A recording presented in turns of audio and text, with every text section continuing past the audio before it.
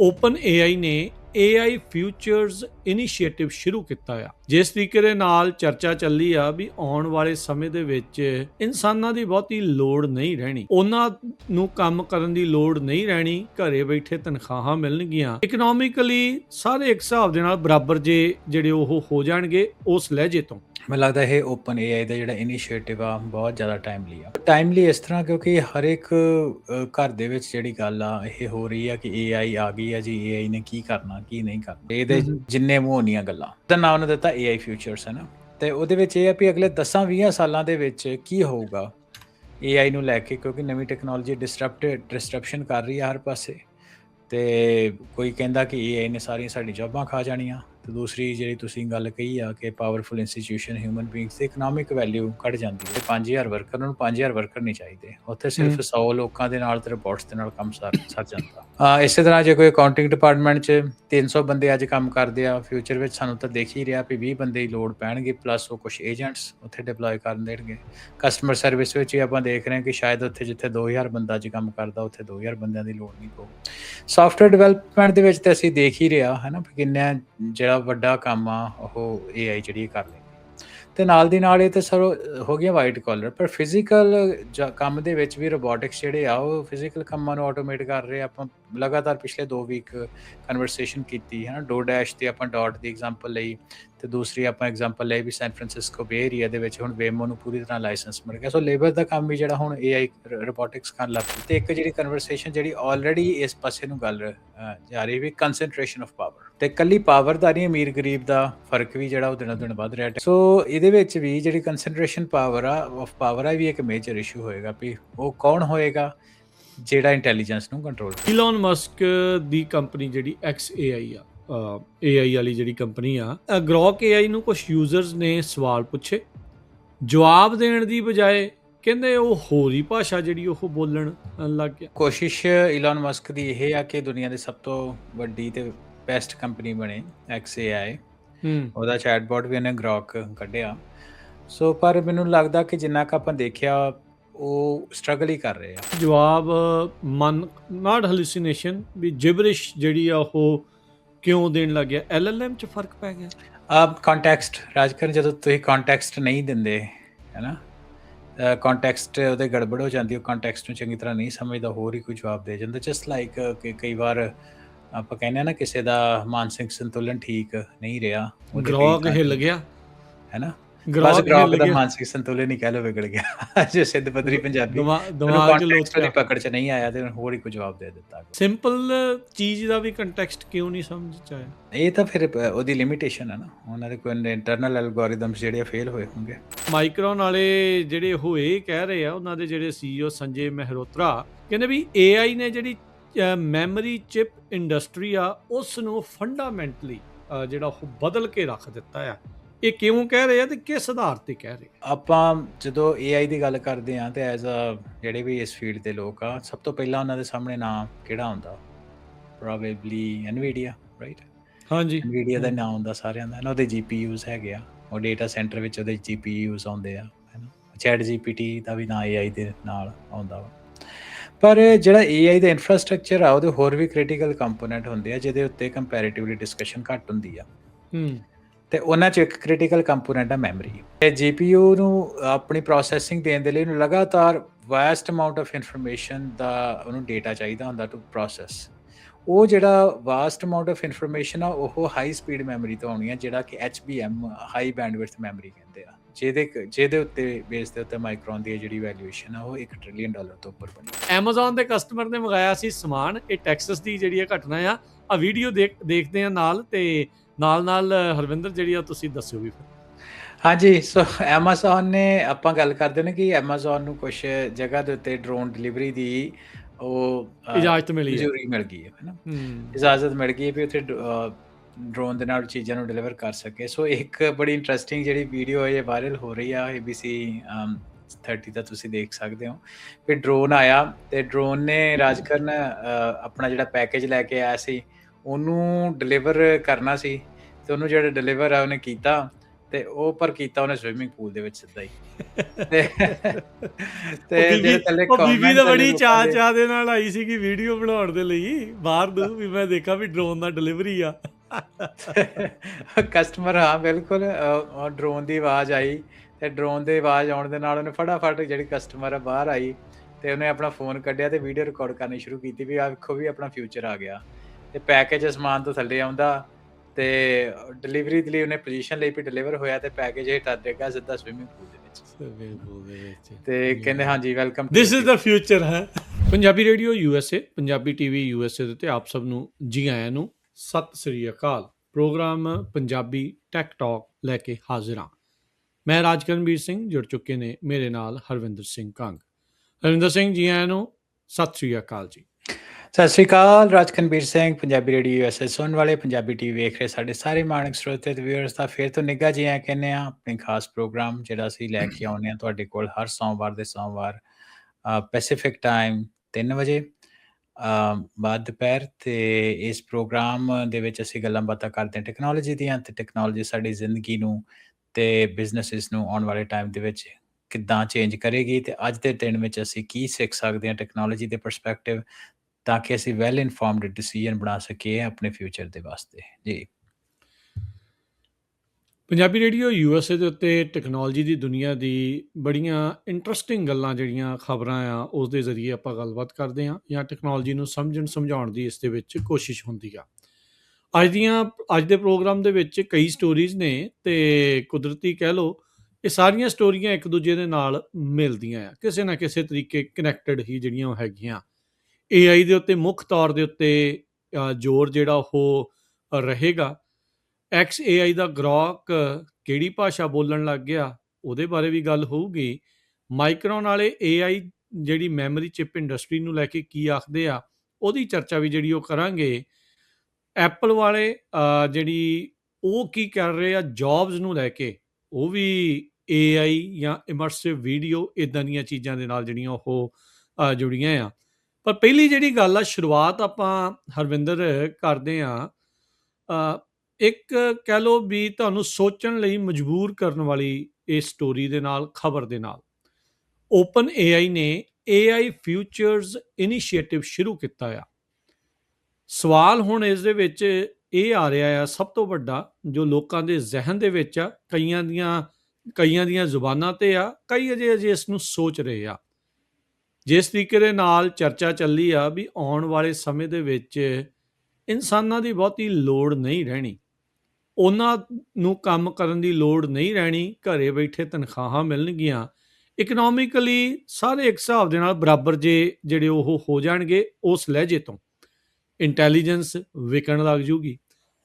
ਕੀ ਭਵਿੱਖ ਦੇ ਵਿੱਚ ਜਿਹੜੀਆਂ ਸਰਕਾਰਾਂ ਆ ਤੇ ਕਾਰਪੋਰੇਸ਼ਨਸ ਨੇ, ਜਦੋਂ ਇਹ ਇਨਸਾਨਾਂ ਦੀ ਲੇਬਰ ਦੀ ਲੋੜ ਘੱਟ ਹੋ ਗਈ, ਤੇ ਇਹਨਾਂ ਇਨਸਾਨਾਂ ਦੀ ਇਕਨੋਮਿਕ ਤੇ ਪੋਲੀਟੀਕਲ ਪਾਵਰ ਦਾ ਕੀ ਹੋਊਗਾ? ਬਚੂਗੀ, ਨਹੀਂ ਬਚੂਗੀ, ਜਾਂ ਬਸ ਵਿਹਲੇ ਬੈਠੇ ਟੈਕਨੋਲੋਜੀ ਵਰਤਣ ਵੱਲ ਨੂੰ ਹੀ ਜਿਹੜੇ ਉਹ ਰਹਿ ਜਾਣਗੇ? ਹਾਂਜੀ, ਸੋ ਆਪਾਂ AI ਦੀ ਗੱਲਾਂ ਬਾਤਾਂ ਕਰਦੇ ਹਾਂ ਇਸ ਪ੍ਰੋਗਰਾਮ ਦੇ ਵਿੱਚ। ਤੇ ਸਾਰਿਆਂ ਤੋਂ ਪਹਿਲਾਂ ਆਪਾਂ ਧੰਨਵਾਦ ਕਰਦੇ ਹਾਂ ਇਸ ਪ੍ਰੋਗਰਾਮ ਦੇ ਸਪਾਂਸਰ ਨੂੰ, ਤੇ ਨਿਊਰੋਨੋਮਿਕਸ AI, ਜਿਹੜੇ ਕਿ ਕਸਟਮਾਈਜ਼ AI ਸੋਲੂਸ਼ਨ ਬਣਾਉਂਦੇ ਆ। ਤੇ ਉਹਨਾਂ ਦੇ ਵਿੱਚ ਇੱਕ ਪ੍ਰੋਡਕਟ ਹੈਗਾ ਫਿਊਲ ਪਲੈਨਰ, ਉਹ ਕਾਫੀ ਵਧੀਆ ਪ੍ਰੋਡਕਟ ਆ। ਉਹਦੇ ਬਾਰੇ ਆਪਾਂ ਗੱਲ ਕਰਦੇ ਹਾਂ ਕਿ ਜੇ ਅਮਰੀਕਾ, ਕੈਨੇਡਾ, ਨਾਰਥ ਅਮਰੀਕਾ 'ਚ ਤੁਸੀਂ ਕਿਤੇ ਵੀ ਹੋ, ਟਰੱਕ ਓਨਰਸ ਹੋ, ਭਾਵੇਂ ਫਲੀਟ ਮੈਨੇਜਰਸ ਹੋ, ਤੇ ਫਿਊਲ ਪੰਪ ਤੇ ਪੈਸੇ ਛੱਡਣ ਦੀ ਬਜਾਏ ਤੁਸੀਂ ਆਪਣੀ ਜੇਬ ਵਿੱਚ ਪਾ ਸਕਦੇ ਹੋ ਨਿਊਰੋਨੋਮਿਕਸ ਤੇ AI ਫਿਊਲ ਪਲੈਨਰ ਦੇ ਨਾਲ, ਜਿਹੜੇ ਤੁਹਾਡੇ ਟਰੱਕ ਦਾ ਰਾਊਟ, ਰੇਂਜ, ਟੈਂਕ ਲੈਵਲ ਤੇ ਰਸਤੇ ਦੀ ਕਰੰਟ ਫਿਊਲ ਪ੍ਰਾਈਸਿਸ ਨੂੰ ਕੰਪੇਅਰ ਕਰਕੇ ਦੱਸਦਾ ਹੈ ਕਿ ਕਿੱਥੇ ਰੁਕਣਾ, ਕਿੰਨਾ ਫਿਊਲ ਭਰਾਉਣਾ ਤੇ ਕਿੰਨੀ ਸੇਵਿੰਗ ਹੋ ਸਕਦੀ ਹੈ। ਸਭ ਤੋਂ ਵੱਡੀ ਗੱਲ ਰਾਜ ਕਰਨ ਇਹ ਆ ਕਿ ਇਹ ਪਲਾਨ ਸਿੱਧਾ ਡਰਾਈਵਰ ਦੀ WhatsApp ਜਾਂ ਈਮੇਲ ਤੇ ਮਿਲ ਜਾਂਦਾ ਹੈ। ਕੋਈ ਐਪ ਵਗੈਰਾ ਇੰਸਟਾਲ ਕਰਨ ਦੀ ਲੋੜ ਨਹੀਂ ਆ, ਠੀਕ ਹੈ, ਕੋਈ ਗੈਸ ਵਰਕ ਦੀ ਲੋੜ ਨਹੀਂ ਹੈ, ਤੇ ਟ੍ਰਿਪ ਨੂੰ ਤੁਸੀਂ ਸਮਾਰਟ ਬਣਾ ਸਕਦੇ ਹੋ। ਤੇ ਫਿਊਲ ਪਲੈਨਰ ਦੀ 10 ਮਿੰਟ ਦੀ ਲਾਈਵ ਡੈਮੋ ਬੁੱਕ ਕਰ ਲਈ ਤੁਸੀਂ ਕਾਲ ਕਰ ਸਕਦੇ ਹੋ 650 918 0024 650 918 0024 ਦੇ ਉੱਤੇ ਤੁਸੀਂ ਕਾਲ ਕਰਕੇ ਡੈਮੋ ਜਿਹੜਾ ਬੁੱਕ ਕਰ ਸਕਦੇ ਹੋ। ਬਹੁਤ ਵਧੀਆ ਇਹ ਜਿਹੜੀ ਐਪ ਆ, ਜਿਹਦੇ ਕਰਕੇ ਬਹੁਤ ਤੁਸੀਂ ਪਰ ਟ੍ਰਿਪ ਬਹੁਤ ਜ਼ਿਆਦਾ ਫਿਊਲ ਦੀ ਸੇਵਿੰਗ ਕਰ ਸਕਦੇ ਹੋ। ਸੋ ਨਿਊਰੋਨੋਮਿਕਸ ਵੱਲੋਂ ਫਿਊਲ ਪਲੈਨਰ ਜਿਹੜਾ ਉਹ ਲੈ ਕੇ ਹੋਏ ਆ, ਤੇ ਬਹੁਤ ਧੰਨਵਾਦ ਇਸ ਪ੍ਰੋਗਰਾਮ ਨੂੰ ਉਹਨਾਂ ਦਾ ਸਪਾਂਸਰ ਕਰਨ ਲਈ। ਤੇ ਰਾਜਕਰਨ, ਜਿਹੜੀ ਤੁਸੀਂ ਗੱਲ ਕਹੀ ਆਪਾਂ ਉਹਦੇ ਤੇ ਮੁੜਦੇ ਹਾਂ। ਕੁਛ ਨਾ ਮੈਨੂੰ ਲੱਗਦਾ ਇਹ ਓਪਨ AI ਦਾ ਜਿਹੜਾ ਇਨੀਸ਼ੀਏਟਿਵ ਆ ਬਹੁਤ ਜ਼ਿਆਦਾ ਟਾਈਮਲੀ ਆ। ਸੋ ਟਾਈਮਲੀ ਇਸ ਤਰ੍ਹਾਂ ਕਿਉਂਕਿ ਹਰ ਇੱਕ ਘਰ ਦੇ ਵਿੱਚ ਜਿਹੜੀ ਗੱਲ ਆ ਇਹ ਹੋ ਰਹੀ ਆ ਕਿ AI ਆ ਗਈ ਆ ਜੀ, AI ਨੇ ਕੀ ਕਰਨਾ ਕੀ ਨਹੀਂ ਕਰਨਾ, ਤੇ ਇਹਦੇ ਜਿੰਨੇ ਮੂੰਹ ਉਨੀਆਂ ਗੱਲਾਂ, ਹੈ ਨਾ। ਤੇ ਇਹ ਥੋੜ੍ਹੀ ਜਿਹੀ ਫਿਲੋਸਫੀਕਲ ਡਿਸਕਸ਼ਨ ਵੀ ਹੋ ਜਾਂਦੀ ਆ। ਕੁਛ ਚੀਜ਼ਾਂ ਤਾਂ ਚਲੋ ਸਾਨੂੰ ਸਾਹਮਣੇ ਦਿਖਦੀਆਂ ਹੀ ਆ, ਹੋਈ ਆ ਕਿ ਇਮੀਡੀਏਟਲੀ ਜਿਹੜੇ ਰਿਡੰਡੈਂਟ ਟਾਸਕ ਆ ਉਹਨਾਂ ਨੂੰ ਤਾਂ ਆਟੋਮੇਟ ਕਰਨਾ ਹੀ ਕਰਨਾ, ਪਰ ਫਿਊਚਰ ਕਿਸ ਤਰ੍ਹਾਂ ਦਾ ਹੈਗਾ। ਸੋ ਓਪਨ AI ਨੇ ਨਾ ਇਸ ਤਰ੍ਹਾਂ ਦਾ ਇੱਕ ਇਨੀਸ਼ੀਏਟਿਵ ਇੰਟਰੋਡਿਊਸ ਕੀਤਾ। ਮੈਨੂੰ ਲੱਗਦਾ ਕਿ ਇੱਕ ਸ਼ਲਾਘਾਯੋਗ ਕਦਮ ਉਹਨਾਂ ਦਾ। ਸੋ ਉਹਦੇ ਵਿੱਚ ਸਵਾਲ ਇਹ ਪੁੱਛਦੇ ਆ ਕਿ ਉਹਦਾ ਨਾਮ ਉਹਨੇ ਦਿੱਤਾ AI ਫਿਊਚਰਸ, ਹੈ ਨਾ। ਤੇ ਉਹਦੇ ਵਿੱਚ ਇਹ ਆ ਵੀ ਅਗਲੇ 10-20 ਸਾਲਾਂ ਦੇ ਵਿੱਚ ਕੀ ਹੋਊਗਾ AI ਨੂੰ ਲੈ ਕੇ, ਕਿਉਂਕਿ ਨਵੀਂ ਟੈਕਨੋਲੋਜੀ ਡਿਸਟਰਪਸ਼ਨ ਕਰ ਰਹੀ ਆ ਹਰ ਪਾਸੇ। ਤੇ ਕੋਈ ਕਹਿੰਦਾ ਕਿ AI ਨੇ ਸਾਰੀਆਂ ਸਾਡੀ ਜੌਬਾਂ ਖਾ ਜਾਣੀਆਂ, ਤੇ ਦੂਸਰੀ ਜਿਹੜੀ ਤੁਸੀਂ ਗੱਲ ਕਹੀ ਆ ਕਿ ਪਾਵਰਫੁਲ ਇੰਸਟੀਟਿਊਸ਼ਨ ਹਿਊਮਨ ਬੀਇੰਗਸ ਦੀ ਇਕਨੋਮਿਕ ਵੈਲਿਊ ਘੱਟ ਜਾਂਦੀ ਹੈ। ਜਿਹੜੀ ਤੁਸੀਂ ਸਾਰੀਆਂ ਗੱਲਾਂ ਕੀਤੀਆਂ, ਆਪਾਂ ਥੋੜਾ ਜਿਹਾ ਨਾ ਉਹਨੂੰ ਖੋਲਦੇ ਹਾਂ ਗੱਲਾਂ ਬਾਤਾਂ ਜੀ ਜ਼ਰੂਰ, ਥੋੜੇ ਇਤਿਹਾਸਿਕ ਝਰੋਖੇ ਚ ਜਾਣੇ ਤਾਂ ਗੱਲ ਥੋੜੀ ਜਿਹੀ ਸੌਖਿਆਂ ਹੈ ਨਾ ਸਮਝ ਆ ਜਾਊ। ਵੀ ਹਿਸਟੋਰੀਕਲੀ ਅਸੀਂ ਦੇਖੀਏ ਤਾਂ ਗਵਰਨਮੈਂਟਸ ਤੇ ਕਾਰਪੋਰੇਸ਼ਨ ਜਿਹੜੀਆਂ ਹੈਗੀਆਂ ਵੱਡੀਆਂ ਕੰਪਨੀਆਂ, ਉਹਨਾਂ ਨੂੰ ਲੋਕਾਂ ਦੀ ਲੋੜ ਰਹਿੰਦੀ ਆ। ਹੁਣ ਕੰਪਨੀ ਨੂੰ ਵਰਕਰ ਚਾਹੀਦੇ ਆ, ਤੇ ਵਰਕਰਸ ਨੂੰ ਉੱਥੋਂ ਸੈਲਰੀ ਮਿਲਦੀ ਆ। ਉਹ ਸੈਲਰੀ ਤੋਂ ਯੂਜ਼ ਕਰਕੇ ਉਹ ਪ੍ਰੋਡਕਟ ਖਰੀਦਦੇ ਆ। ਜਦੋਂ ਪ੍ਰੋਡਕਟ ਖਰੀਦਦੇ ਆ ਜਾਂ ਉਹਨਾਂ ਨੂੰ ਸੈਲਰੀ ਮਿਲਦੀ ਆ, ਤੇ ਉਹ ਗਵਰਨਮੈਂਟਸ ਨੂੰ ਟੈਕਸ ਪੇ ਕਰਦੇ ਆ, ਹੈ ਨਾ। ਭਾਵੇਂ ਉਹ ਸੇਲ ਟੈਕਸ ਹੋਏ, ਭਾਵੇਂ ਇਨਕਮ ਟੈਕਸ ਹੋਏ, ਜਾਂ ਹੋਰ ਤਰ੍ਹਾਂ ਦੇ ਟੈਕਸ ਹੋਣ। ਹੁਣ ਗਵਰਨਮੈਂਟਸ ਨੂੰ ਜਿਹੜੇ ਸਿਟੀਜ਼ਨ ਹੁੰਦੇ ਆ ਉਹਦੀ ਇਕਨੋਮਿਕ ਐਕਟੀਵਿਟੀ ਦੇ ਲਈ ਚਾਹੀਦੀ ਹੈ, ਕਿਉਂਕਿ ਗਵਰਨਮੈਂਟ ਉਤੋਂ ਟੈਕਸ ਇਕੱਠਾ ਕਰਦੀ ਹੈ ਤੇ ਆਪਣੇ ਸਾਰੇ ਆਪਰੇਸ਼ਨਸ ਰਨ ਕਰਦੀ ਆ, ਹੈ ਨਾ। ਤੇ ਗਵਰਨਮੈਂਟਸ ਨੂੰ ਆਪਣੇ ਬਾਰਡਰ ਸਿਕਿਉਰ ਕਰਨ ਦੇ ਵਾਸਤੇ ਜਿਹੜੇ ਸੋਲਜਰਸ ਆ, ਫੌਜੀ ਆ, ਹੈ ਨਾ, ਉਹ ਵੀ ਸਿਟੀਜ਼ਨਸ ਵਿੱਚ ਮਿਲਦੇ ਆ। ਤਾਂ ਹੁਣ ਇਹ ਆ ਵੀ ਗਵਰਨਮੈਂਟ ਦਾ ਸਾਰਾ ਦਾਰੋਮਦਾਰ ਚਲਾਉਣ ਦੇ ਲਈ ਪੋਲੀਟੀਸ਼ੀਅਨਾਂ ਨੂੰ ਵੋਟ ਚਾਹੀਦੇ ਹੁੰਦੇ ਆ। ਤੇ ਇਸ ਕਰਕੇ ਜਿਹੜੇ ਆਮ ਸ਼ਹਿਰੀ ਆ, ਆਮ ਨਾਗਰਿਕ ਆ, ਉਹਨਾਂ ਦੇ ਕੋਲ ਲੈਵਰੇਜ ਇੰਟਰੈਕਟਿਵ ਭਾਵੇਂ ਕਹਿ ਲਓ, ਪਰ ਲੈਵਰੇਜ ਹੁੰਦੀ ਆ, ਹੈ ਨਾ। ਉਹਨਾਂ ਹੀ ਵੋਟ ਪਾਉਣੀ ਆ, ਤੇ ਉਹਨਾਂ ਦੇ ਬੇਸ ਦੇ ਉੱਤੇ ਹੀ ਸਰਕਾਰਾਂ ਚੁਣੀਆਂ ਜਾਣੀਆਂ, ਹੈ ਨਾ। ਹੁਣ ਗੱਲ ਤਾਂ ਇਹਦੇ ਵਿੱਚ ਇਹ ਆਉਂਦੀ ਆ, ਸਵਾਲ ਇਹ ਉੱਠਦਾ ਕਿ ਹੁਣ ਫਿਊਚਰ ਆ ਜਿਹਦੇ ਵਿੱਚ ਆਪਣਾ ਭਵਿੱਖ, ਜਿਹਦੇ ਵਿੱਚ AI ਤੇ ਰੋਬੋਟਿਕਸ ਬਹੁਤ ਐਡਵਾਂਸ ਹੋ ਜਾਂਦੇ ਆ। ਹੁਣ ਅੱਜ ਦੀ ਮੰਨ ਲਓ ਮਿਸਾਲ ਐਗਜ਼ਾਮਪਲ ਲੈ ਲੈਂਦੇ, ਮਿਸਾਲ ਲੈ ਲੈਂਦੇ, ਕੋਈ ਫੈਕਟਰੀ ਜਿਹੜੇ 5000 ਵਰਕਰ, ਉਹਨੂੰ 5000 ਵਰਕਰ ਨਹੀਂ ਚਾਹੀਦੇ, ਉੱਥੇ ਸਿਰਫ 100 ਲੋਕਾਂ ਦੇ ਨਾਲ ਤੇ ਰਿਪੋਰਟਸ ਦੇ ਨਾਲ ਕੰਮ ਸਰ ਜਾਂਦਾ। ਮੈਂ ਆਪਾਂ ਗੱਲ ਵੀ ਕੀਤੀ ਨਾ ਲਾਈਟਸ ਆਊਟ ਫੈਕਟਰੀ ਦੀ, ਸ਼ਾਇਦ ਪਿਛਲੇ ਮਹੀਨੇ ਆਪਾਂ ਟਾਕ ਸ਼ੋ ਕੀਤਾ ਸੀ ਜਦੋਂ ਮੈਂ ਏਸ਼ੀਆ ਟ੍ਰਿਪ ਤੋਂ ਆਇਆ ਸੀ, ਬੜੀ ਡਿਟੇਲ ਗੱਲ ਕੀਤੀ ਸੀ। ਇਸੇ ਤਰ੍ਹਾਂ ਜੇ ਕੋਈ ਅਕਾਊਂਟਿੰਗ ਡਿਪਾਰਟਮੈਂਟ 'ਚ 300 ਬੰਦੇ ਅੱਜ ਕੰਮ ਕਰਦੇ ਆ, ਫਿਊਚਰ ਵਿੱਚ ਸਾਨੂੰ ਤਾਂ ਦੇਖ ਹੀ ਰਿਹਾ ਵੀ 20 ਬੰਦੇ ਦੀ ਲੋੜ ਪੈਣਗੇ, ਪਲੱਸ ਉਹ ਕੁਛ ਏਜੰਟਸ ਉੱਥੇ ਡਿਪਲੋਏ ਕਰਨ ਦੇਣਗੇ। ਕਸਟਮਰ ਸਰਵਿਸ ਵਿੱਚ ਵੀ ਆਪਾਂ ਦੇਖ ਰਹੇ ਹਾਂ ਕਿ ਸ਼ਾਇਦ ਉੱਥੇ ਜਿੱਥੇ 2000 ਬੰਦਾ ਅੱਜ ਕੰਮ ਕਰਦਾ, ਉੱਥੇ 2000 ਬੰਦਿਆਂ ਦੀ ਲੋੜ ਨਹੀਂ ਪਊ। ਸਾਫਟਵੇਅਰ ਡਿਵੈਲਪਮੈਂਟ ਦੇ ਵਿੱਚ ਤਾਂ ਅਸੀਂ ਦੇਖ ਹੀ ਰਿਹਾ, ਹੈ ਨਾ, ਕਿੰਨਾ ਜਿਹੜਾ ਵੱਡਾ ਕੰਮ ਆ ਉਹ AI ਜਿਹੜੀ ਕਰ ਲੈਂਦੀ ਆ।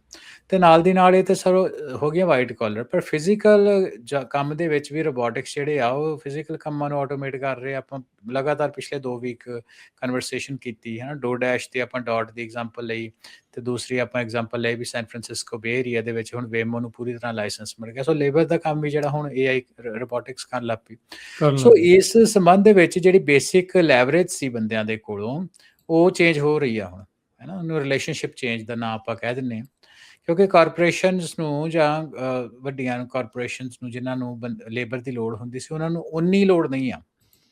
ਫਿਰ ਹੁਣ ਬੰਦੇ ਤੇ ਉਨੇ ਹੀ ਅਵੇਲੇਬਲ ਆ, ਪਰ ਲੇਬਰ ਉਨੀ ਲੋੜ ਨਹੀਂ ਆ। ਤੇ ਹੁਣ ਬਾਰਗੇਨਿੰਗ ਦੀ ਪਾਵਰ ਕੀ ਰਹਿ ਗਈ ਬੰਦਿਆਂ ਦੀ, ਹੈ ਨਾ। ਇਹ ਫਿਰ ਡਾਇਨਾਮਿਕਸ ਬਦਲ ਗਏ ਨਾ ਇੱਥੇ, ਬਿਲਕੁਲ।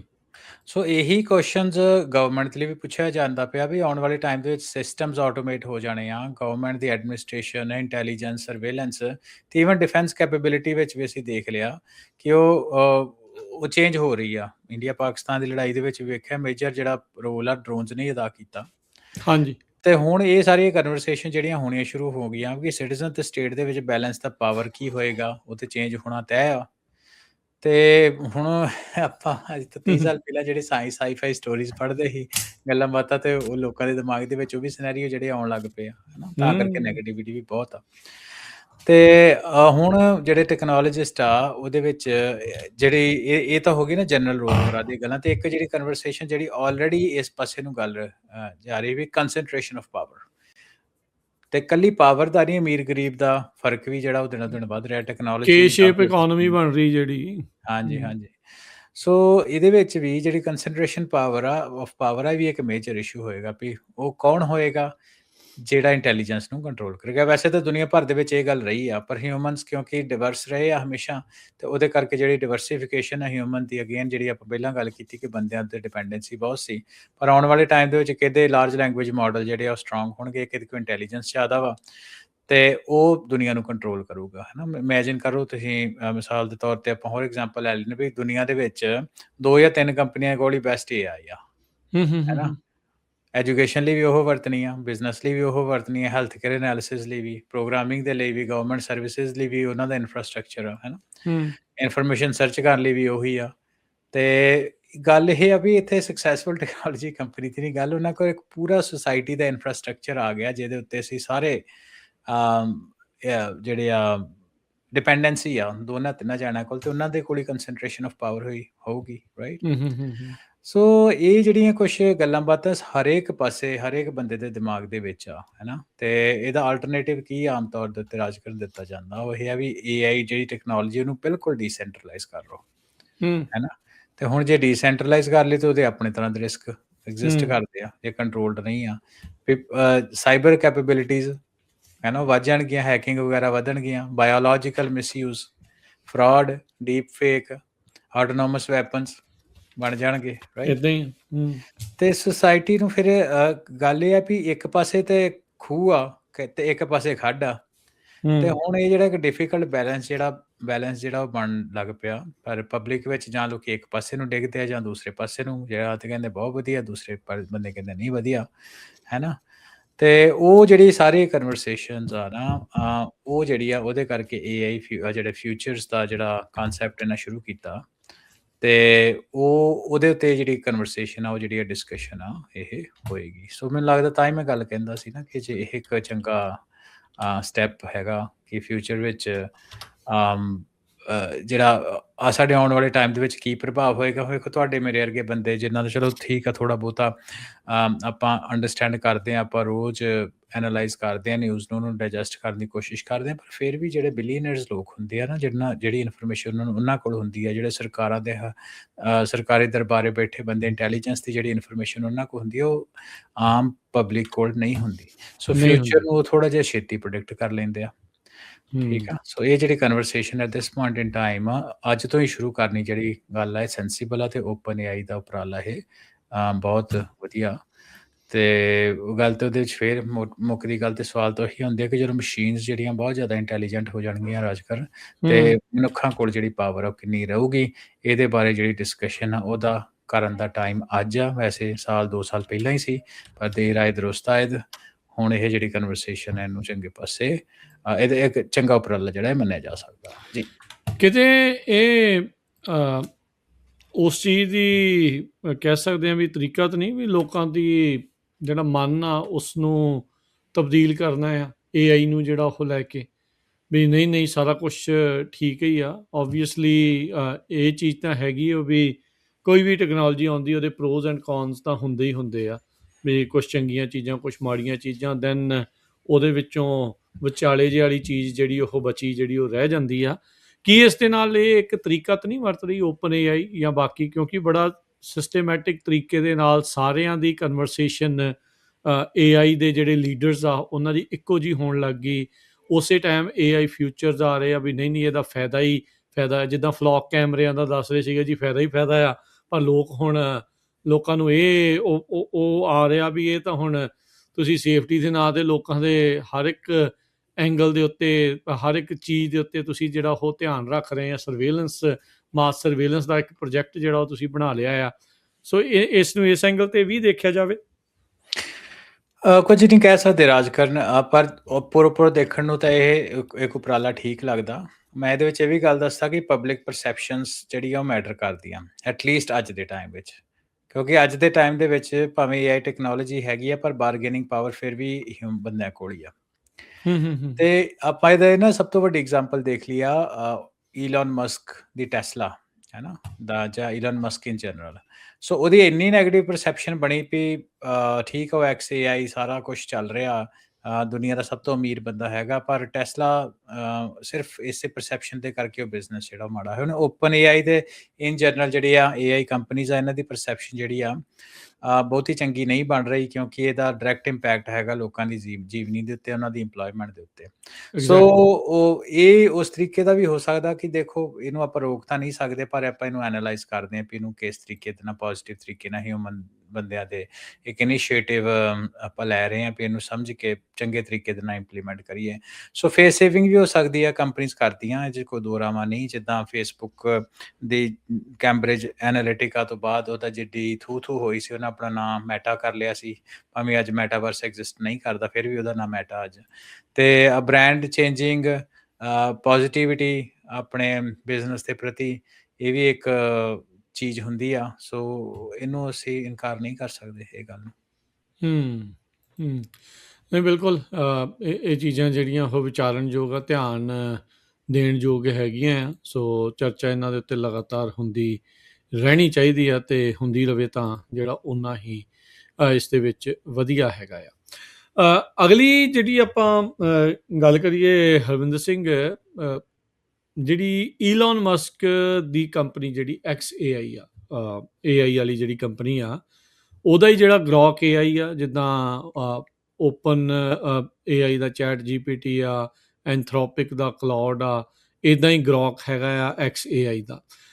ਉਹਨਾਂ ਗ੍ਰੋਕ AI ਨੂੰ ਕੁਛ ਯੂਜ਼ਰਸ ਨੇ ਸਵਾਲ ਪੁੱਛੇ, ਜਵਾਬ ਦੇਣ ਦੀ ਬਜਾਏ ਕਹਿੰਦੇ ਉਹ ਹੋਰ ਹੀ ਭਾਸ਼ਾ ਜਿਹੜੀ ਉਹ ਬੋਲਣ ਲੱਗ ਗਿਆ। ਹਾਂਜੀ ਰਾਜਕਰ, ਵੈਸੇ ਨਾ ਕੋਸ਼ਿਸ਼ ਈਲੋਨ ਮਸਕ ਦੀ ਇਹ ਆ ਕਿ ਦੁਨੀਆ ਦੀ ਸਭ ਤੋਂ ਵੱਡੀ ਤੇ ਬੈਸਟ ਕੰਪਨੀ ਬਣੇ XAI। ਉਹਦਾ ਚੈਟਬੋਟ ਵੀ ਉਹਨੇ ਗ੍ਰੋਕ ਕੱਢਿਆ। ਸੋ ਪਰ ਮੈਨੂੰ ਲੱਗਦਾ ਕਿ ਜਿੰਨਾ ਕੁ ਆਪਾਂ ਦੇਖਿਆ, ਉਹ ਸਟਰਗਲ ਹੀ ਕਰ ਰਹੇ ਆ। ਇਹ 'ਚ ਕੋਈ ਦੋ ਰਾਵਾਂ ਨਹੀਂ ਵੀ ਗ੍ਰੋਕ ਨੇ ਕੋਸ਼ਿਸ਼ ਕੀਤੀ ਆ ਕੰਪੀਟੀਸ਼ਨ ਦੇ ਵਿੱਚ ਹਾਣ ਦੇ ਹੋਣ ਦੀ। ਚੈਟ GPT ਤੋਂ ਬਾਅਦ ਗੂਗਲ ਨੇ ਤਾਂ ਕੈਚਅਪ ਕਰ ਲਿਆ, ਪਰ ਮਾਈਕਰੋਸਾਫਟ ਤੇ ਗ੍ਰੋਕ ਜਿਹੜੇ ਆ ਉਹ ਪਿੱਛੇ ਚੱਲ ਰਹੇ ਆ। ਕੁਛ ਏਸ਼ੀਅਨ ਕਾਊਂਟਰਪਾਰਟਸ ਉਹਨਾਂ ਦੇ ਹੈਗੇ ਆ, ਪਰ ਗ੍ਰੋਕ ਜਿਹੜਾ ਉਹ ਹਾਣ ਦਾ ਨਹੀਂ ਬਣ ਸਕਿਆ, ਜਾਂ ਕਹਿ ਲਓ ਵੀ ਪੋਪੂਲਰ ਨਹੀਂ ਹੋ ਸਕਿਆ। ਉਹਦਾ ਕਾਰਨ ਅਨਰਿਲਾਇਬਿਲਿਟੀ ਵੀ ਮੰਨਿਆ ਜਾ ਰਿਹਾ।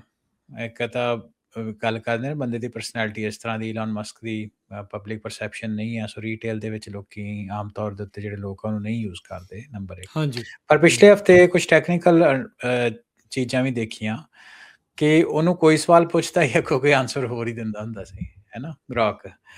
ਤੇ ਉਹਦੇ ਵਿੱਚ ਕੋਈ ਕਹੋ ਵੀ, ਮੰਨ ਲਓ ਵੀ ਕਿਸੇ ਚੈਟ GPT ਜਾਂ ਸੌਰੀ ਗ੍ਰੋਕ ਨੂੰ ਤੁਸੀਂ ਇਹ ਕਹੋ ਭਾਈ ਮੈਨੂੰ PDF ਬਣਾ ਦੇ, ਤੇ ਅੱਗੋਂ ਤੁਹਾਨੂੰ ਕੋਈ ਇੱਦਾਂ ਦਾ ਰਿਸਪੌਂਸ ਮਿਲੇ ਵੀ ਜਿਹਦਾ ਨਾ ਸਿਰ ਆ ਨਾ ਪੈਰ ਆ। ਤੇ ਇੱਦਾਂ ਦਾ ਜਿਹੜਾ ਗੱਲਬਾਤ ਆ ਉਹ ਚੈਟਬੋਟ ਦੇ ਨਾਲ ਪਿਛਲੇ ਹਫ਼ਤੇ ਬਣੀ, ਹੈ ਨਾ। ਤੇ ਹੁਣ ਗੱਲ ਇਹਦੇ 'ਚ ਇਹ ਆ ਵੀ ਇਹ ਤੇ ਇੱਕ ਆਪਾਂ ਦੇਖਿਆ ਕਿ ਜਦੋਂ ਚੈਟ GPT ਵੀ ਸ਼ੁਰੂ 'ਚ ਆਉਂਦਾ ਵਾ, ਓਪਨ AI ਦਾ ਵੀ, ਤੇ ਉਹਦਾ ਵੀ ਜਿਹੜਾ ਰਿਸਪੌਂਸ ਆ ਉਹ ਕੋਈ ਬਾਹਲੇ ਇਸ ਤਰ੍ਹਾਂ ਠੀਕ ਨਹੀਂ ਵਿੱਚ ਹੁੰਦੇ ਰਹੇ, ਰਾਈਟ। ਤੇ ਹੁਣ ਗੱਲ ਇੱਥੇ ਚੈਟਬੋਟ ਦਾ ਨਹੀਂ ਆ, ਗੱਲ ਇਹ ਆ ਵੀ AI ਦੇ ਨਾਲ ਫਿਊਚਰ ਜੁੜਿਆ ਹੋਇਆ, ਹੈ ਨਾ। ਤੇ ਗ੍ਰੋਕ ਨੂੰ ਜੇ ਚੈਟਬੋਟ ਹੀ ਇੱਦਾਂ ਦੇ ਸਵਾਲ ਕਰ ਰਿਹਾ, ਹੈ, ਇਹ ਵੀ ਆ ਵੀ 4 ਸਾਲ ਪੁਰਾਣੀ ਟੈਕਨੋਲੋਜੀ ਤਾਂ ਹੁਣ ਹੈ ਹੀ ਆ ਨਾ। ਚੈਟ GPT ਫਾਲ ਆਫ 2022 ਦੇ ਵਿੱਚ ਆਉਂਦੀ ਆ, ਤੇ ਹੁਣ 2026 ਆ। 4 ਸਾਲ ਹੋ ਗਏ ਇਹਨਾਂ ਨੂੰ ਫੁੱਲ ਫਲੈਜ ਇੱਕ ਦੂਜੇ ਦੇ ਕੰਪੀਟੀਸ਼ਨ ਦਾ। ਜਦੋਂ ਤੋਂ ਆਪਾਂ ਇਹ ਪ੍ਰੋਗਰਾਮ ਸ਼ੁਰੂ ਕੀਤਾ ਉਦੋਂ ਤੋਂ ਆ। ਹਾਂਜੀ, ਤੇ ਉਸ ਤੋਂ ਬਾਅਦ ਵੀ ਜੇ ਉਹਨਾਂ ਕੋਲ ਚੈਟਬੋਟ ਜਿਹੜਾ ਰੁੱਖ ਨਹੀਂ ਆਉਂਦਾ, ਤੇ ਫਿਰ ਇਹਦੇ ਤੋਂ ਤੁਸੀਂ ਸਹਿਜੇ ਅੰਦਾਜ਼ਾ ਲਾ ਸਕਦੇ ਵੀ ਕਿੱਥੇ ਹੈ। ਕਿਉਂਕਿ ਅੱਜ ਦਾ ਗੱਲ ਤੇ ਇਕੱਲੀ ਚੈਟਬੋਟ ਦਾ ਤੁਸੀਂ ਕੋਈ ਸਵਾਲ ਪੁੱਛਿਆ ਨਹੀਂ ਚਾਹੀਦਾ, ਜਵਾਬ ਦਿੱਤਾ, ਤੁਸੀਂ ਚੇਂਜ ਕਰ ਲਿਆ। ਪਰ ਆਪਾਂ ਇਹਨੂੰ ਫਿਊਚਰ ਦੇ ਵਿੱਚ ਦੇਖੀਏ ਕਿ ਫਿਊਚਰ ਵਿੱਚ ਚੈਟਬੋਟ ਤੋਂ ਗੱਲ ਜਿਹੜੀ ਉਹ ਬਾਹਰ ਜਾਣੀ ਆ। ਅੱਜ ਇਕੱਲੇ ਚੈਟਬੋਟ ਦੇ ਰਿਪਲਾਈ ਦੀ ਗੱਲ ਆ, ਤੇ ਕੱਲ੍ਹ ਨੂੰ AI ਨੇ ਤੁਹਾਡੀ ਈਮੇਲ ਪੜ੍ਹ ਕੇ ਉਹਨੂੰ ਕੰਟੈਕਚੁਅਲਾਈਜ਼ ਕਰਨਾ, ਤੁਹਾਡਾ ਕੈਲੰਡਰ ਮੈਨੇਜ ਕਰਨਾ, ਤੁਹਾਡੇ ਬਿਹਾਫ 'ਤੇ ਅਪੁਆਇੰਟਮੈਂਟ ਬੁੱਕ ਕਰਨੀ ਆ। AI ਏਜੰਟਸ ਜਿਹੜੇ ਆ ਉਹ ਇਨਵੋਇਸਿਸ ਨੂੰ ਪ੍ਰੋਸੈਸ ਕਰਨਗੇ, ਪਰਚੇਜ਼ ਆਰਡਰ POs ਜਿਹੜੇ ਹੁੰਦੇ ਆ ਉਹਨਾਂ ਨੂੰ ਕ੍ਰੀਏਟ ਕਰਨਗੇ, ਤੇ ਹੋਰ ਵੀ ਕ੍ਰਿਟੀਕਲ ਚੀਜ਼ਾਂ ਜਿੱਦਾਂ ਕਿਸੇ ਦਾ ਰੀਫੰਡ ਆ ਉਹ ਵੀ ਬੇਸਡ ਔਨ AI ਹੋਣਗੇ। ਸੌਫਟਵੇਅਰ ਦੀ ਡਿਪਲੋਇਮੈਂਟ ਹੋਊਗੀ, ਹੈ ਨਾ। ਫਾਈਨੈਂਸ਼ੀਅਲ ਟ੍ਰਾਂਜੈਕਸ਼ਨਾਂ ਵੀ ਹੋਣਗੀਆਂ, ਅੱਜ ਵੀ ਹੁੰਦੀਆਂ, ਪਰ ਫਿਊਚਰ 'ਚ ਹੋਰ ਵਧਣਗੀਆਂ। ਜਦੋਂ ਇੰਨੀ ਜ਼ਿੰਮੇਵਾਰੀ ਜਿਹੜੀ ਆਪਾਂ AI ਦੇ ਉੱਤੇ ਰੱਖ ਦਿੰਦੇ ਹਾਂ, ਤੇ ਹੁਣ ਉਸੇ ਟਾਈਮ ਦੇ ਉੱਤੇ ਇਮੈਜਿਨ ਕਰੋ ਕਿ ਕੋਈ ਇਹਦੇ 'ਚ ਟੈਂਪਰੇਰੀ ਗਲਿਚ ਆ ਜਾਏ, ਜਿਹੜਾ ਸੋ ਕਾਲ ਟੈਂਪਰੇਰੀ ਗਲਿਚ ਓਪਨ AI ਵਾਲੇ ਕਹਿੰਦੇ ਆ ਸਾਡੇ ਚੈਟਬੋਟ ਦੇ ਵਿੱਚ ਆਇਆ। ਉਹ ਜਿਹੜਾ ਟੈਂਪਰੇਰੀ ਜਨਰੇਸ਼ਨ ਗਲਿਚ ਆ ਉਹ ਆਟੋਨੋਮਸ AI ਏਜੰਟ ਦੇ ਵਿੱਚ ਆ ਜਾਏ, ਤੇ ਫਿਰ ਤੁਸੀਂ ਦੇਖੋ ਵੀ ਕਿੱਦਾਂ ਦੀ ਆਪਾਂ ਕਿਹੜੀ ਸਿਚੁਏਸ਼ਨ 'ਚ ਉਸ ਟਾਈਮ ਗੱਡੀਆਂ ਜਾਣੀਆਂ ਕਿਤੇ ਤੇ ਪਹੁੰਚਣੀਆਂ ਕਿਤੇ। ਹਾਂਜੀ। ਟ੍ਰੈਡੀਸ਼ਨਲ ਹਾਂਜੀ, ਇਹਦੇ ਇੱਕ ਚੀਜ਼ ਤੇ ਵੀ ਆ ਵੀ ਆਪਾਂ ਨਾ ਬਾਰ-ਬਾਰ ਗੱਲ ਕੀਤੀ, ਚੱਲ ਥੋੜ੍ਹਾ ਜਿਹਾ ਇਹਨੂੰ ਦੁਬਾਰਾ ਟੱਚ ਕਰ ਲੈਂਦੇ ਹਾਂ ਵੀ AI ਦੇ ਵਿੱਚ ਹੈਲੂਸੀਨੇਸ਼ਨ ਹੁੰਦੀ ਕਿਉਂ ਆ, ਹੈ ਨਾ? ਸੌਫਟਵੇਅਰ ਦੇ ਵਿੱਚ ਤੇ AI ਦੇ ਵਿੱਚ ਫ਼ਰਕ ਇਹ ਹੁੰਦਾ ਕਿ ਜਿਹੜਾ ਸੌਫਟਵੇਅਰ ਉਹਨੂੰ ਤੁਸੀਂ ਐਕਸਪਲਿਸਿਟਲੀ ਪ੍ਰੋਗਰਾਮ ਕੀਤਾ ਹੁੰਦਾ ਵੀ ਜੇ ਆਹ ਹੋਇਆ ਤੇ ਤੂੰ ਅੱਗੋਂ ਏਦਾਂ ਕਰਨਾ। ਇਨਪੁਟ AI ਤੇ ਆਉਟਪੁੱਟ ਜਿਹੜੀ ਆ B ਆਊਗੀ, ਹੈ ਨਾ? ਵੀ ਉਹਨੂੰ ਜਿੰਨੀ ਵਾਰ ਮਰਜ਼ੀ ਸਵਾਲ ਪੁੱਛੋ ਉਹਦੀ ਆਉਟਪੁੱਟ ਸੇਮ ਹੀ ਆਊਗੀ। ਆਰਟੀਫਿਸ਼ੀਅਲ ਇੰਟੈਲੀਜੈਂਸ ਜਿਹੜੀ ਹੁੰਦੀ ਆ ਉਹ ਪ੍ਰੋਬੇਬਿਲਿਟੀ ਤੇ ਵਰਕ ਕਰਦੀ ਆ, ਹੈ ਨਾ? ਤੁਸੀਂ ਇੱਕ ਕੁਐਸਚਨ ਜੇ 2 ਵਾਰੀ ਪੁੱਛੋ, ਮਿਸਾਲ ਦੇ ਤੌਰ ਤੇ ਚੈਟ GPT ਨੂੰ ਤੁਸੀਂ ਸਵਾਲ 2 ਵਾਰੀ ਪੁੱਛੋ, ਉਹਦੀ ਵਰਡਿੰਗ ਚੇਂਜ ਹੋ ਜਾਊਗੀ, ਡਿਫਰੈਂਟ ਆਨਸਰ ਦਊਗਾ ਦੋਹੇ ਵੇਲੇ। ਹਰ ਵਾਰੀ ਇਹਨੂੰ ਵੱਖਰਾ, ਸਹੀ ਗੱਲ ਆ। ਜਨਰੇਟਿਵ ਇਹਨੂੰ ਕਹਿੰਦੇ ਨਾ। ਨਾਰਮਲੀ ਜਨਰੇਟਿਵ AI ਦੇ ਵਿੱਚ ਇਹਨੂੰ ਐਜ਼ ਅ ਸਟਰੈਂਥ ਕਾਊਂਟ ਕੀਤਾ ਜਾਂਦਾ, ਹੈ ਨਾ? ਤੇ ਪਰ ਇਹ ਆ ਵੀ ਜਦੋਂ AI ਨੂੰ ਜਦੋਂ ਅਸੀਂ ਵੱਡੇ ਪੱਧਰ ਦੇ ਉੱਤੇ ਡਿਪਲੋਏ ਕਰਦੇ ਹਾਂ ਤੇ ਸਾਨੂੰ ਜਿਹੜੇ ਕੁਝ ਸੇਫਗਾਰਡਸ ਚਾਹੀਦੇ ਆ, ਤੇ ਜੇ ਉਹ ਸੇਫਗਾਰਡ ਆਪਾਂ ਰੱਖੇ ਹੋਣਗੇ ਤੇ ਆ ਜਿਹੜੀ ਹੈਲੂਸੀਨੇਸ਼ਨ ਦੀ ਪ੍ਰੋਬਲਮ ਹੈ ਜਾਂ ਇੱਦਾਂ ਦੀ ਸਮੱਸਿਆਵਾਂ ਵਾ, ਇਹਦੇ ਤੋਂ ਆਪਾਂ ਸਾਡਾ ਥੋੜ੍ਹਾ ਜਿਹਾ ਬਚਾਅ ਹੋ ਜਾਏਗਾ। ਪਹਿਲਾਂ ਤੇ ਇਹ 2 ਸਟੈਪ ਪ੍ਰੋਸੈਸ ਆ। ਮੈਂ ਜਦ ਦੁਬਾਰਾ ਇਸਨੂੰ ਸਮਰਾਈਜ਼ ਕਰਦਾ ਕਿ ਇੱਕ ਚੀਜ਼ ਤਾਂ ਇਹ ਆ ਵੀ ਚਲੋ ਉਹਦੀ ਰਿਲਾਇਬਿਲਿਟੀ ਆਪਣੀ ਆ ਗਈ ਚੈਟਬੋਟ ਦੀ ਜਾਂ ਇਨਫਰਾਸਟ੍ਰਕਚਰ ਦੀ। ਦੂਸਰੀ ਇਹ ਆ ਕਿ ਸਾਨੂੰ ਪਤਾ ਕਿ AI ਜਿਹੜੀ ਆ ਪ੍ਰੋਬੇਬਿਲਿਸਟਿਕ ਆ, ਹੈ ਨਾ? ਤੇ ਉਹਦੇ ਵਿੱਚ ਆਪਾਂ ਨੂੰ ਕੁਛ ਨਾ ਕੁਛ ਆਪਣੇ ਸੇਫਗਾਰਡ ਚਾਹੀਦੇ ਹੁੰਦੇ ਆ। ਜਿੱਦਾਂ AI ਈਮੇਲ, ਜੇ ਅਸੀਂ ਕਹੀਏ ਵੀ AI ਦੇ ਨਾਲ ਈਮੇਲ ਸੈਂਡ ਕਰਨੀ ਆ ਤੇ ਤੁਸੀਂ ਅੱਜ ਦੇ ਦਿਨ ਇਹ ਕਰ ਲਓ ਭਾਈ, ਤੂੰ AI ਜਨਰੇਟ ਕਰਦੇ ਪਰ ਸੈਂਡ ਕਰਨ ਤੋਂ ਪਹਿਲਾਂ ਹਿਊਮਨ ਦੀ ਕਿਸੇ ਬੰਦੇ ਦੀ ਅਪਰੂਵਲ ਚਾਹੀਦੀ ਆ। ਚੈੱਕ ਕਰਾ ਲਓ। ਹਾਂਜੀ, ਜੇ AI ਨੇ ਕੋਈ ਪੇਮੈਂਟ ਕਰਨੀ ਆ ਪਰ ਉਹ ਕਰ ਸਕਦੀ ਹੈ, ਪਰ ਜਿਹੜੀ ਫਾਈਨਲ ਆਥੋਰਾਈਜ਼ੇਸ਼ਨ ਆ ਉਹ ਬੰਦੇ ਕੋਲ ਹੋਵੇ, ਹੈ ਨਾ? ਆਮ ਜ਼ਿੰਦਗੀ ਵਿੱਚ ਵੀ ਤਾਂ ਏਦਾਂ ਹੁੰਦਾ ਨਾ, ਜਦੋਂ ਤੁਸੀਂ ਕੋਈ ਚੈੱਕ ਵਗੈਰਾ ਲਿਖਦੇ 2 ਜਗ੍ਹਾ ਤੇ ਬੰਦਿਆਂ ਦੇ ਸਾਈਨ ਹੁੰਦੇ ਆ, ਹੈ ਨਾ? ਜਾਂ ਕੁਛ ਏਦਾਂ ਹੁੰਦਾ, ਇੱਕ ਬੰਦੇ ਉੱਤੇ ਰਿਲਾਇਬਿਲਿਟੀ ਘੱਟ ਹੋ ਜਾਂਦੀ ਹੈ unless to a certain level. ਕੋਈ ਕਸਟਮਰ ਰੀਫੰਡ ਕਰਨਾ, ਉਹਨੂੰ ਸਰਟਨ ਡਾਲਰ ਅਮਾਊਂਟ ਦੇ ਉੱਤੇ ਲਾ ਦਿਓ, ਹੈ ਨਾ? ਉਹਦੇ ਉੱਤੋਂ ਮੈਨੇਜਰ ਦੀ ਅਪਰੂਵਲ ਲਾ ਦਿਓ। ਸੋ ਇਹ ਕਨਸੈਪਟ ਦੇਖਣ ਨੂੰ ਸਿੰਪਲ ਲੱਗਦੇ ਆ, ਪਰ ਇਹ ਬਹੁਤ ਲੰਮੇ ਸਮੇਂ ਦੇ ਵਾਸਤੇ ਇਹ ਜਾਂ ਲੌਂਗਰ ਪੀਰੀਅਡ ਆਫ ਟਾਈਮ ਇਹਦੇ ਜਿਹੜੇ ਇੰਪੈਕਟ ਆ ਉਹ ਹੋਣਗੇ। ਇਹਦੇ ਨਾਲ ਆਪਾਂ ਜਿਹੜਾ ਨੁਕਸਾਨ ਆ ਉਹ ਤੋਂ ਆਪਣਾ ਸਹਿਜੇ ਬਚਾਅ ਕਰ ਸਕਦੇ ਹਾਂ। ਠੀਕ ਹੈ। AI ਹੁਣ ਗੱਲ ਇਹ ਆ ਕਿ ਆਉਣ ਵਾਲੇ ਟਾਈਮ ਵਿੱਚ ਸਾਨੂੰ ਦਿਖਦਾ ਹੈ ਵੀ AI ਜਿਹੜੀ ਉਹ ਹੋਰ ਪਾਵਰਫੁਲ ਹੋਏਗੀ ਤੇ ਜਿਹੜੇ ਆਪਣੇ ਗਾਰਡ ਰੇਲ ਆ ਰਾਜ ਕਰਨ, ਉਹਨੇ ਆਪਾਂ ਨੂੰ ਜ਼ਿਆਦਾ ਪਾਵਰਫੁਲ ਰੱਖਣੇ ਪੈਣੇ। ਅੱਜ ਦੇ ਦਿਨ ਵਿੱਚ ਸਟੋਰੀ ਤਾਂ ਇਹ ਸੀ ਵੀ, ਹੈ ਨਾ, ਫਨੀ ਸਟੋਰੀ ਵੀ ਗ੍ਰੌਕ ਹੋਰ ਹੀ ਗੱਲਾਂ ਬਾਤਾਂ ਜਿਹੜੀਆਂ ਉਹ ਲੋਕਾਂ ਦੇ ਸਾਹਮਣੇ ਤੁਸੀਂ ਰੈਡਿਟ ਦੇ ਉੱਤੇ ਫੋਰਮ ਪੜ੍ਹ ਲਓ, ਬੜੀਆਂ ਫਨੀ ਜਿਹੀਆਂ ਚੀਜ਼ਾਂ ਉਹਨਾਂ ਬਾਹਰ ਰੱਖੀਆਂ। ਪਰ ਇਹ ਸਾਡੇ ਲਈ ਲੈਸਨ ਇਹ ਆ ਕਿ AI ਦੇ ਵਿੱਚ ਪੋਸੀਬਿਲਿਟੀ ਰਹੂਗੀ ਹੈਲੂਸੀਨੇਸ਼ਨ ਦੀ, ਹੈ ਨਾ? ਤੇ ਇਹਦੇ ਲਈ ਸਾਨੂੰ ਜਿਹੜੇ ਸੇਫਗਾਰਡਸ ਆ ਉਹ ਆਪਾਂ ਨੂੰ ਰੱਖਣੇ ਪੈਣੇ ਜਦੋਂ ਆਪਾਂ AI ਸਿਸਟਮਸ ਬਣਾਉਣੇ ਆ। ਅੱਛਾ, ਜਿੱਦਾਂ ਹੁਣ ਇਹ ਆ ਵੀ ਜਿੱਦਾਂ ਤੁਸੀਂ ਹੁਣ ਥੋੜ੍ਹਾ ਡਿਸਕਸ ਤੇ ਇਹ ਸਾਰੀਆਂ ਚੀਜ਼ਾਂ ਕੀਤੀਆਂ, ਜੇ ਇਹਨੂੰ ਸਿੱਧ ਪੱਧਰੀ ਭਾਸ਼ਾ 'ਚ ਸਮਝਣਾ ਹੋਵੇ ਵੀ ਇਹ ਜਵਾਬ ਨਾਟ ਹੈਲੂਸੀਨੇਸ਼ਨ, ਵੀ ਜਿਬਰਿਸ਼ ਜਿਹੜੀ ਆ ਉਹ ਕਿਉਂ ਦੇਣ ਲੱਗ ਗਿਆ? LLM 'ਚ ਫਰਕ ਪੈ ਗਿਆ? ਕੰਟੈਕਸਟ ਰਾਜਕਰਨ, ਜਦੋਂ ਤੁਸੀਂ ਕੰਟੈਕਸਟ ਨਹੀਂ ਦਿੰਦੇ, ਹੈ ਨਾ, ਕੰਟੈਕਸਟ ਉਹਦੇ ਗੜਬੜ ਹੋ ਜਾਂਦੀ, ਉਹ ਕੰਟੈਕਸਟ ਨੂੰ ਚੰਗੀ ਤਰ੍ਹਾਂ ਨਹੀਂ ਸਮਝਦਾ, ਹੋਰ ਹੀ ਕੋਈ ਜਵਾਬ ਦੇ ਜਾਂਦਾ। ਜਸਟ ਲਾਈਕ ਕਿ ਕਈ ਵਾਰ ਆਪਾਂ ਕਹਿੰਦੇ ਹਾਂ ਨਾ ਕਿਸੇ ਦਾ ਮਾਨਸਿਕ ਸੰਤੁਲਨ ਠੀਕ ਨਹੀਂ ਰਿਹਾ, ਉਹਦੇ ਕਈ ਗ੍ਰੌਕ ਹਿੱਲ ਗਿਆ, ਹੈ ਨਾ? ਬਸ ਗ੍ਰੌਕ ਗ੍ਰੌਕ ਹਿੱਲ ਦਾ ਗਿਆ, ਮਾਨਸਿਕ ਸੰਤੁਲਨ ਹੀ ਕਹਿ ਲਓ ਵਿਗੜ ਗਿਆ। ਜੇ ਸਿੱਧ ਪੱਧਰੀ ਪੰਜਾਬੀ, ਉਹਨੂੰ ਦਿਮਾਗ 'ਚ ਕੰਟੈਕਸਟ ਉਹਦੀ ਲੋਚਿਆ। ਪਕੜ 'ਚ ਨਹੀਂ ਆਇਆ ਤੇ ਹੋਰ ਹੀ ਕੋਈ ਜਵਾਬ ਦੇ ਦਿੱਤਾ ਅੱਗੋਂ। ਸਿੰਪਲ ਚੀਜ਼ ਦਾ ਵੀ ਕੰਟੈਕਸਟ ਕਿਉਂ ਨਹੀਂ ਸਮਝ 'ਚ ਆਇਆ? ਇਹ ਤਾਂ ਫਿਰ ਉਹਦੀ ਲਿਮਿਟੇਸ਼ਨ ਹੈ ਨਾ, ਉਹਨਾਂ ਦੇ ਕੋਈ ਇੰਟਰਨਲ ਐਲਗੋਰਿਦਮਸ ਜਿਹੜੇ ਫੇਲ ਹੋਏ ਹੋਣਗੇ। ਤੇ ਇਹ ਚੀਜ਼ ਜਿੱਦਾਂ ਤੁਸੀਂ ਵੀ ਇਹਦੇ ਵਿੱਚ ਜ਼ਿਕਰ ਕੀਤਾ ਵੀ ਹੋ ਕਿਸੇ ਦੇ ਨਾਲ ਵੀ ਇਹ ਚੀਜ਼ ਦਾ ਜਿਹੜਾ ਹੋ ਸਕਦਾ ਆ, ਤੇ ਇਹਦੇ ਤੋਂ ਕੰਮ ਕਰਾਉਣੇ ਆ ਬੜੇ ਵੱਡੇ ਗਾਰਡ ਰੇਲਸ ਦੀ ਤੁਸੀਂ ਗੱਲ ਕੀਤੀ ਆ। ਇੱਥੇ ਇਹ ਚੀਜ਼ ਨੂੰ ਥੋੜ੍ਹਾ ਜਿਹਾ ਹੋਰ ਜੇ ਤੁਸੀਂ ਖੋਲੋ, ਇਹਨੂੰ ਹੋਰ ਥੋੜ੍ਹੀ ਜਿਹੀ ਦੱਸੋ, ਕਿਵੇਂ, ਕਿਹੜੀ ਚੀਜ਼ ਦਾ ਜਿਹੜਾ ਇਸ ਦੇ ਵਿੱਚ ਧਿਆਨ ਰੱਖਿਆ ਜਾਣਾ ਚਾਹੀਦਾ, ਕਿਵੇਂ ਜਿਹੜਾ ਉਹ ਚੱਲੂਗਾ ਵੀ ਜਦੋਂ ਇੰਨੇ ਜ਼ਿਆਦਾ ਇੰਪੋਰਟੈਂਟ ਟਾਸਕ ਇਹਨਾਂ ਨੂੰ ਦਿੱਤੇ ਜਾਣ ਦੀਆਂ ਸੰਭਾਵਨਾਵਾਂ ਬਣੀਆਂ, ਦਿੱਤੇ ਗਏ ਆ, ਵੀ ਇਹ ਫੇਲ ਸੇਫ ਕਿੱਥੇ ਆ ਫਿਰ ਇਹਦੇ ਵਿੱਚ? ਰਾਜਗਿਨ, ਜਿੱਦਾਂ ਮੈਂ ਕੁਝ ਐਗਜ਼ਾਮਪਲਾਂ ਦਿੱਤੀਆਂ ਨਾ ਉੱਤੇ, ਆਪਾਂ ਪਹਿਲਾਂ ਕਨਵਰਸੇਸ਼ਨ ਦੇ ਉੱਤੇ ਵੀ ਪ੍ਰੋਬੇਬਿਲਿਸਟਿਕ ਨੇਚਰ ਹੋਣ ਕਰਕੇ ਇਹਦੇ ਵਿੱਚ ਹਮੇਸ਼ਾ ਸੰਭਾਵਨਾਵਾਂ ਰਹਿੰਦੀ ਗਲਤੀ ਦੀ। ਠੀਕ ਆ। ਸੋ ਉਹਦੇ ਵਿੱਚ ਇਹ ਆ ਕਿ ਡਿਪੈਂਡ ਕਰਦਾ ਕਿੰਨੇ ਕ੍ਰਿਟੀਕਲ ਸਿਸਟਮਸ ਆ ਤੁਸੀਂ ਡਿਪਲੋਏ ਕਰਦੇ। ਹੁਣ ਮੰਨ ਲਓ ਕੋਈ ਚੈਟਬੋਟ ਹੀ ਆ, ਚੈਟਬੋਟ ਦੇ ਉੱਤੇ ਤੁਸੀਂ ਘਰੋਂ ਕੋਈ ਜਵਾਬ ਗਲਤ ਵੀ ਦੇ ਦਿੰਦਾ, ਸੋ ਬੀ ਇਟ, ਕੋਈ ਏਡਾ ਵੱਡੀ ਗੱਲ ਨਹੀਂ, ਹੈ ਨਾ? ਇਹੀ ਕੋਈ ਗਲਤੀ ਕਿਸੇ ਚੈਟਬੋਟ ਜਿਹੜਾ ਕਿ ਸਾਈਕੀਐਟ੍ਰਿਕ ਹੈਲਥ ਦੇ ਵਿੱਚ ਡਿਪਲੋਇਡ ਆ, ਉਹ ਬੰਦੇ ਨੂੰ ਕੋਈ ਗਲਤ ਜਵਾਬ ਦੇ ਦੇ ਤਾਂ ਉਹਦੇ ਇੰਪੈਕਟ ਹੋਰ ਹੋ ਸਕਦੇ ਹਨ।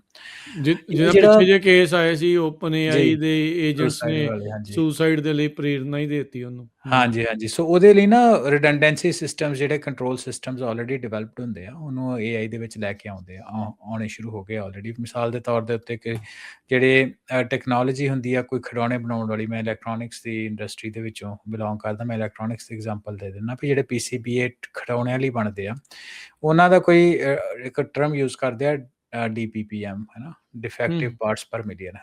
ਉਹਨਾਂ ਦਾ ਜਿਹੜਾ DPPM ਹੁੰਦਾ ਵਾ ਉਹ 10,000 ਤੱਕ ਵੀ ਹੋ ਜਾਂਦਾ। ਅੱਛਾ, ਠੀਕ ਆ। ਤੇ ਜੇ ਕੋਈ ਸੈਕੰਡ ਲੈਵਲ ਦੇ ਸਿਸਟਮਸ ਹੁੰਦੇ ਆ ਜਿਹਦੇ ਵਿੱਚ ਮਿਸਾਲ ਦੇ ਤੌਰ ਤੇ ਕੋਈ ਚੀਜ਼ ਕਿਤੇ ਡਿਪਲੋਇਡ ਆ, ਹੈ ਨਾ, ਐਂਟਰਪ੍ਰਾਈਜ਼ ਲੈਵਲ ਦੇ ਉੱਤੇ, ਤੇ ਉਹਦਾ DPPM ਡਿਫੈਕਟਿਵ ਪਾਰਟਸ ਪਰ ਮਿਲੀਅਨ, ਹੈ ਨਾ, 300 ਤੋਂ ਲੈ ਕੇ 500 ਤੱਕ ਹੁੰਦਾ। ਤੇ ਜੇ ਕੋਈ ਕਲਾਸ 1 ਸ਼ਾਇਦ ਹੁੰਦਾ ਜਾਂ ਕਲਾਸ 3, ਜੇ ਮੈਂ ਗਲਤ ਨਾ ਹੋਵਾਂ, ਵਨ ਆਫ ਦਾ ਜਿਹੜਾ ਹਾਈਐਸਟ ਰੇਟਡ ਹੁੰਦਾ, ਉਹਦਾ ਜਿਹੜਾ ਰਾਜਕਨ DPPM ਹੁੰਦਾ ਵਾ, that must B less than 10 ਜਾਂ ਕਲੋਜ਼ ਟੂ 5, ਇੱਦਾਂ ਹੁੰਦਾ। ਸੋ ਉਹਦੇ ਕਰਕੇ ਆਫ ਕੋਰਸ ਉਹਦੀ ਕਾਸਟ ਵੀ ਜ਼ਿਆਦਾ ਹੁੰਦੀ ਹੈ। ਕਈ ਤਰ੍ਹਾਂ ਦੀ ਉਸ ਚੀਜ਼ਾਂ ਰੱਖੀਆਂ ਹੁੰਦੀਆਂ। ਇੱਕ ਚੀਜ਼ ਹੁੰਦੀ ਰਿਡੰਡੈਂਸੀ, ਹੈ ਨਾ, ਵੀ ਜੇ ਇੱਕ ਸਿਸਟਮ ਫੇਲ ਹੋ ਗਿਆ, ਜਿੱਦਾਂ ਮਿਸਾਲ ਦੇ ਤੌਰ 'ਤੇ ਤੁਸੀਂ ਪਲੇਨ ਦੇ ਵਿੱਚ ਜਾਂਦੇ ਪਏ, ਉਹਦੇ ਵਿੱਚ ਹਮੇਸ਼ਾ 3-3 4-4 ਇੰਜਨ ਹੁੰਦੇ ਆ ਵੱਡੇ ਪਲੇਨ ਦੇ ਵਿੱਚ, ਕਿਉਂਕਿ ਹੈ ਨਾ 200-300 400 ਬੰਦਾ ਪਲੇਨ 'ਚ ਬੈਠਾ ਹੁੰਦਾ, ਤੇ ਉਹਦੇ ਵਿੱਚ ਉਹ ਫੇਲ ਨਹੀਂ ਹੋ ਸਕਦਾ। there needs to be something ਵੀ ਫੇਲ ਸੇਫ ਮੈਕੈਨਿਜ਼ਮ ਹੋਏ। ਇਹਦੇ ਵਿੱਚ ਵੀ ਜਿਉਂ ਉਹਦੀ AI ਦੀ ਅਡੋਪਸ਼ਨ ਕ੍ਰਿਟੀਕਲ ਇਨਫਰਾਸਟਰਕਚਰ ਦੇ ਉੱਤੇ ਹੋਊਗੀ, ਉਹਦੇ ਤੇ ਗਾਰਡ ਰੇਲਸ ਹੋਣਗੇ, ਹੈ ਨਾ। ਜਿੱਦਾਂ ਆਪਾਂ ਪਹਿਲਾਂ ਐਗਜ਼ਾਮਪਲਾਂ ਲਈਆਂ ਕਿ ਇੱਕ ਪਰਟੀਕੂਲਰ ਲੈਵਲ ਤੋਂ ਵੱਧ ਜੇ ਕਿਸੇ ਨੇ ਰਿਫੰਡ ਕਰਨਾ, ਉਹਦੇ 'ਚ ਮੈਨੇਜਰ ਦੀ ਅਪਰੂਵਲ ਚਾਹੀਦੀ, ਈਮੇਲ ਸੈਂਡ ਕਰਨ ਤੋਂ ਪਹਿਲਾਂ ਹਿਊਮਨ ਇਨ ਰਿਵਿਊ ਚਾਹੀਦਾ। ਸੋ ਇੱਦਾਂ ਦੇ ਜਿਹੜੇ ਗਾਰਡ ਰੇਲਸ ਆ ਉਹ ਸਾਨੂੰ ਨੁਕਸਾਨ ਤੋਂ ਬਚਾ ਸਕਦੇ ਆ। ਜੀ ਬਿਲਕੁਲ। ਅਤੇ ਆਪਾਂ ਇੱਥੇ ਹਰਮਿੰਦਰ ਸਿੰਘ ਇੱਕ ਬ੍ਰੇਕ ਲੈ ਲੈਂਦੇ ਹਾਂ। ਬ੍ਰੇਕ ਤੋਂ ਬਾਅਦ 'ਚ ਵਾਪਸ ਫੇਰ ਮੁੜਦੇ ਹਾਂ ਅਤੇ ਇਹ ਗੱਲਬਾਤ ਨੂੰ ਪ੍ਰੋਗਰਾਮ ਪੰਜਾਬੀ ਟੈਕ ਟਾਕ ਦੇ ਵਿੱਚ ਇੱਦਾਂ ਹੀ ਜਾਰੀ ਰੱਖਾਂਗੇ। ਬ੍ਰੇਕ ਤੋਂ ਬਾਅਦ ਇੱਕ ਵਾਰੀ ਫਿਰ ਆਪ ਸਭ ਨੂੰ ਜੀ ਆਇਆਂ ਨੂੰ ਆਖਦੇ ਹਾਂ ਪ੍ਰੋਗਰਾਮ ਪੰਜਾਬੀ ਟੈਕ ਟਾਕ। ਮੈਂ ਰਾਜਕਨਵੀਰ ਸਿੰਘ, ਜੁੜੇ ਹੋਏ ਨੇ ਹਰਵਿੰਦਰ ਸਿੰਘ। ਹਰਵਿੰਦਰ, ਇੱਕ ਵਾਰੀ ਫਿਰ ਜੀ ਆਇਆਂ ਨੂੰ ਤੁਹਾਨੂੰ। ਸਤਿ ਸ਼੍ਰੀ ਅਕਾਲ ਜੀ। ਸਤਿ ਸ਼੍ਰੀ ਅਕਾਲ ਰਾਜਕਨਵੀਰ ਸਿੰਘ ਤੇ ਪੰਜਾਬੀ ਰੇਡੀਓ USA ਸੁਣਨ ਵਾਲੇ ਪੰਜਾਬੀ TV ਵੇਖ ਰਹੇ ਸਾਰੇ ਮਾਣਿਕ ਸਰੋਤਿਆਂ ਦਾ ਫਿਰ ਤੋਂ ਨਿੱਘਾ ਜੀ ਆਇਆ ਪ੍ਰੋਗਰਾਮ ਪੰਜਾਬੀ ਟੈਕ ਟਾਕ ਦੇ ਵਿੱਚ ਜੀ। ਇਸ ਵੇਲੇ ਇੱਕ ਸ਼ਬਦ ਚੱਲ ਰਿਹਾ ਰੈਮਾਗੇਡਨ, ਮਤਲਬ ਵੀ ਰੈਮ ਦੀ ਬੜੀ ਘਾਟ ਜਿਹੜੀ ਹੈਗੀ ਆ। ਫੋਨ ਕੰਪਨੀਆਂ ਨਵੀਆਂ ਲਾਂਚ ਕਰ ਰਹੀਆਂ, ਰੈਮ ਘਟ ਗਈ, ਮਹਿੰਗੇ ਹੋ ਗਏ, ਮੈਮਰੀ ਬੜੀ ਮਹਿੰਗੀ ਹੋ ਗਈ ਆ। ਉਧਰ ਮਾਈਕਰੋਨ ਵਾਲੇ ਜਿਹੜੇ ਉਹ ਇਹ ਕਹਿ ਰਹੇ ਆ, ਉਹਨਾਂ ਦੇ ਜਿਹੜੇ CEO ਸੰਜੇ ਮਹਿਰੋਤਰਾ ਕਹਿੰਦੇ ਵੀ AI ਨੇ ਜਿਹੜੀ ਮੈਮਰੀ ਚਿਪ ਇੰਡਸਟਰੀ ਆ ਉਸ ਨੂੰ ਫੰਡਾਮੈਂਟਲੀ ਜਿਹੜਾ ਉਹ ਬਦਲ ਕੇ ਰੱਖ ਦਿੱਤਾ ਆ। ਇਹ ਕਿਉਂ ਕਹਿ ਰਹੇ ਆ ਤੇ ਕਿਸ ਆਧਾਰ ਤੇ ਕਹਿ ਰਹੇ ਆ? ਸੰਜੇ ਮਹਿਰੋਤਰਾ ਪੰਜਾਬੀ ਉਹਨਾਂ ਦੀ ਬੈਕਗਰਾਉਂਡ ਆ, ਤੇ ਪਹਿਲਾਂ ਉਹ ਸੈਂਡਿਸਕ ਦੇ CEO ਹੁੰਦੇ ਸੀ। ਜਦੋਂ ਮੈਂ ਸੈਂਡਿਸਕ 'ਚ ਕੰਮ ਕਰਦਾ ਹੁੰਦਾ ਸੀ, ਅੱਜ ਤੋਂ 10 ਸਾਲ ਪਹਿਲਾਂ ਉਦੋਂ CEO ਹੁੰਦੇ ਸੀ ਸੈਂਡਿਸਕ ਨੂੰ। ਫਿਰ ਉਹਨਾਂ ਵੈਸਟਰਨ ਡਿਜੀਟਲ ਨੂੰ ਵੇਚਿਆ, ਤੇ ਵੈਸਟਰਨ ਡਿਜੀਟਲ ਤੋਂ ਵੇਚਣ ਤੋਂ ਬਾਅਦ ਮਾਈਕਰੋਨ ਦੇ CEO ਬਣ ਗਏ, ਸਕਸੈਸਫੁਲ ਬਿਜ਼ਨਸਮੈਨ। ਤੇ ਮਾਈਕਰੋਨ ਨੂੰ ਹੁਣ $1 ਟ੍ਰਿਲੀਅਨ ਦੀ ਕੰਪਨੀ ਦੇ ਉੱਤੇ ਲੈ ਗਏ। ਸੋ ਇਹ ਮੈਂ ਭੂਮਿਕਾ ਰਾਜਕਰਨ ਇਸ ਲਈ ਬੰਨੀ ਆ ਕਿ ਜੇ ਬੰਦੇ ਕੋਲ ਕੈਪੇਬਿਲਿਟੀ ਹੈਗੀ ਆ ਮਲਟੀਪਲ ਬਿਜ਼ਨੈਸਿਸ ਨੂੰ ਅੱਗੇ ਲੈ ਕੇ ਜਾਣ ਦੀ, ਸੋ ਜਿਹੜੀ ਇਹਦੀ ਗੱਲ ਕਹੀ ਆ ਉਹਦੀ ਵੇਟੇਜ ਤਾਂ ਹੈ। ਸੋ ਇਹ ਗੱਲ ਇਹ ਆ ਵੀ ਆਪਾਂ ਜਦੋਂ AI ਦੀ ਗੱਲ ਕਰਦੇ ਹਾਂ ਤੇ ਐਜ਼ ਜਿਹੜੇ ਵੀ ਇਸ ਫੀਲਡ ਦੇ ਲੋਕ ਆ, ਸਭ ਤੋਂ ਪਹਿਲਾਂ ਉਹਨਾਂ ਦੇ ਸਾਹਮਣੇ ਨਾਮ ਕਿਹੜਾ ਆਉਂਦਾ? Probably NVIDIA, right? ਹਾਂਜੀ, NVIDIA ਦਾ ਨਾਮ ਆਉਂਦਾ ਸਾਰਿਆਂ ਦਾ। ਉਹਦੇ GPUs ਹੈਗੇ ਆ, ਉਹ ਡੇਟਾ ਸੈਂਟਰ ਵਿੱਚ ਉਹਦੇ GPUs ਆਉਂਦੇ ਆ, ਹੈ ਨਾ। ChatGPT ਦਾ ਵੀ ਨਾਂ AI ਦੇ ਨਾਲ ਆਉਂਦਾ ਵਾ। ਪਰ ਜਿਹੜਾ AI ਦਾ ਇਨਫਰਾਸਟਰਕਚਰ ਆ, ਉਹਦੇ ਹੋਰ ਵੀ ਕ੍ਰਿਟੀਕਲ ਕੰਪੋਨੈਂਟ ਹੁੰਦੇ ਆ ਜਿਹਦੇ ਉੱਤੇ ਕੰਪੈਰੇਟਿਵਲੀ ਡਿਸਕਸ਼ਨ ਘੱਟ ਹੁੰਦੀ ਆ, ਤੇ ਉਹਨਾਂ 'ਚ ਇੱਕ ਕ੍ਰਿਟੀਕਲ ਕੰਪੋਨੈਂਟ ਆ ਮੈਮਰੀ। ਹੁਣ ਮਾਈਕਰੋਨ ਦੇ ਜਿਹੜੇ CEO ਸੰਜੇ ਮਹਿਰੋਤਰਾ, ਉਹਨਾਂ ਕਿਹਾ ਕਿ ਆਰਟੀਫਿਸ਼ੀਅਲ ਇੰਟੈਲੀਜੈਂਸ ਨੇ ਮੈਮਰੀ ਚਿਪ ਇੰਡਸਟਰੀ ਨੂੰ ਫੰਡਾਮੈਂਟਲੀ ਟਰਾਂਸਫਾਰਮ ਜਾਂ ਚੇਂਜ ਕਰ ਦਿੱਤਾ। ਇਹਨੂੰ ਆਪਾਂ ਨਾ ਇੱਕ ਸੌਖੀ ਐਗਜ਼ਾਮਪਲ ਦੇ ਨਾਲ ਸਮਝ ਲੈਂਦੇ ਕਿ ਮੰਨ ਲਓ ਕੋਈ ਬੜਾ ਇੰਟੈਲੀਜੈਂਟ ਤੇ ਸਮਾਰਟ ਵਰਕਰ ਆ, ਉਹਦਾ ਦਿਮਾਗ ਬਹੁਤ ਤੇਜ਼ ਚੱਲਦਾ, ਕੈਲਕੂਲੇਸ਼ਨ ਬੜੀ ਤੇਜ਼ੀ ਦੇ ਨਾਲ ਕਰ ਲੈਂਦਾ। ਪਰ ਜੋ ਵਰਕਰ ਦੇ ਕੋਲੇ ਇਨਫੋਰਮੇਸ਼ਨ ਟਾਈਮ ਤੇ ਪਹੁੰਚੇ ਹੀ ਨਾ, ਤੇ ਉਹ ਸਪੀਡ ਤੇ ਉਹਦੇ ਤੇਜ਼ ਦਿਮਾਗ ਦਾ ਕੀ ਫਾਇਦਾ? AI ਐਕਸਲਰੇਟਰ GPU ਦੇ ਨਾਲ ਵੀ ਕੁਝ ਇੱਦਾਂ ਹੀ ਆ, ਹੈ ਨਾ, ਕਿ GPU ਹੁੰਦਾ ਜਨਰਲ ਪ੍ਰੋਸੈਸਿੰਗ ਯੂਨਿਟ, ਹੈ ਨਾ, NVIDIA ਦੇ GPUs। ਤੇ GPU ਨੂੰ ਆਪਣੀ ਪ੍ਰੋਸੈਸਿੰਗ ਦੇਣ ਦੇ ਲਈ ਉਹਨੂੰ ਲਗਾਤਾਰ ਵਾਸਟ ਅਮਾਊਂਟ ਆਫ ਇਨਫੋਰਮੇਸ਼ਨ ਦਾ ਉਹਨੂੰ ਡੇਟਾ ਚਾਹੀਦਾ ਹੁੰਦਾ ਟੂ ਪ੍ਰੋਸੈਸ। ਉਹ ਜਿਹੜਾ ਵਾਸਟ ਅਮਾਊਂਟ ਆਫ ਇਨਫੋਰਮੇਸ਼ਨ ਆ ਉਹ ਹਾਈ ਸਪੀਡ ਮੈਮਰੀ ਤੋਂ ਆਉਣੀ ਆ, ਜਿਹੜਾ ਕਿ HBM ਹਾਈ ਬੈਂਡਵਿਡਥ ਮੈਮਰੀ ਕਹਿੰਦੇ ਆ, ਜਿਹਦੇ ਉੱਤੇ ਬੇਸ ਦੇ ਉੱਤੇ ਮਾਈਕਰੋਨ ਦੀ ਜਿਹੜੀ ਵੈਲਿਊਏਸ਼ਨ ਆ ਉਹ $1 ਟ੍ਰਿਲੀਅਨ ਤੋਂ ਉੱਪਰ ਬਣੀ।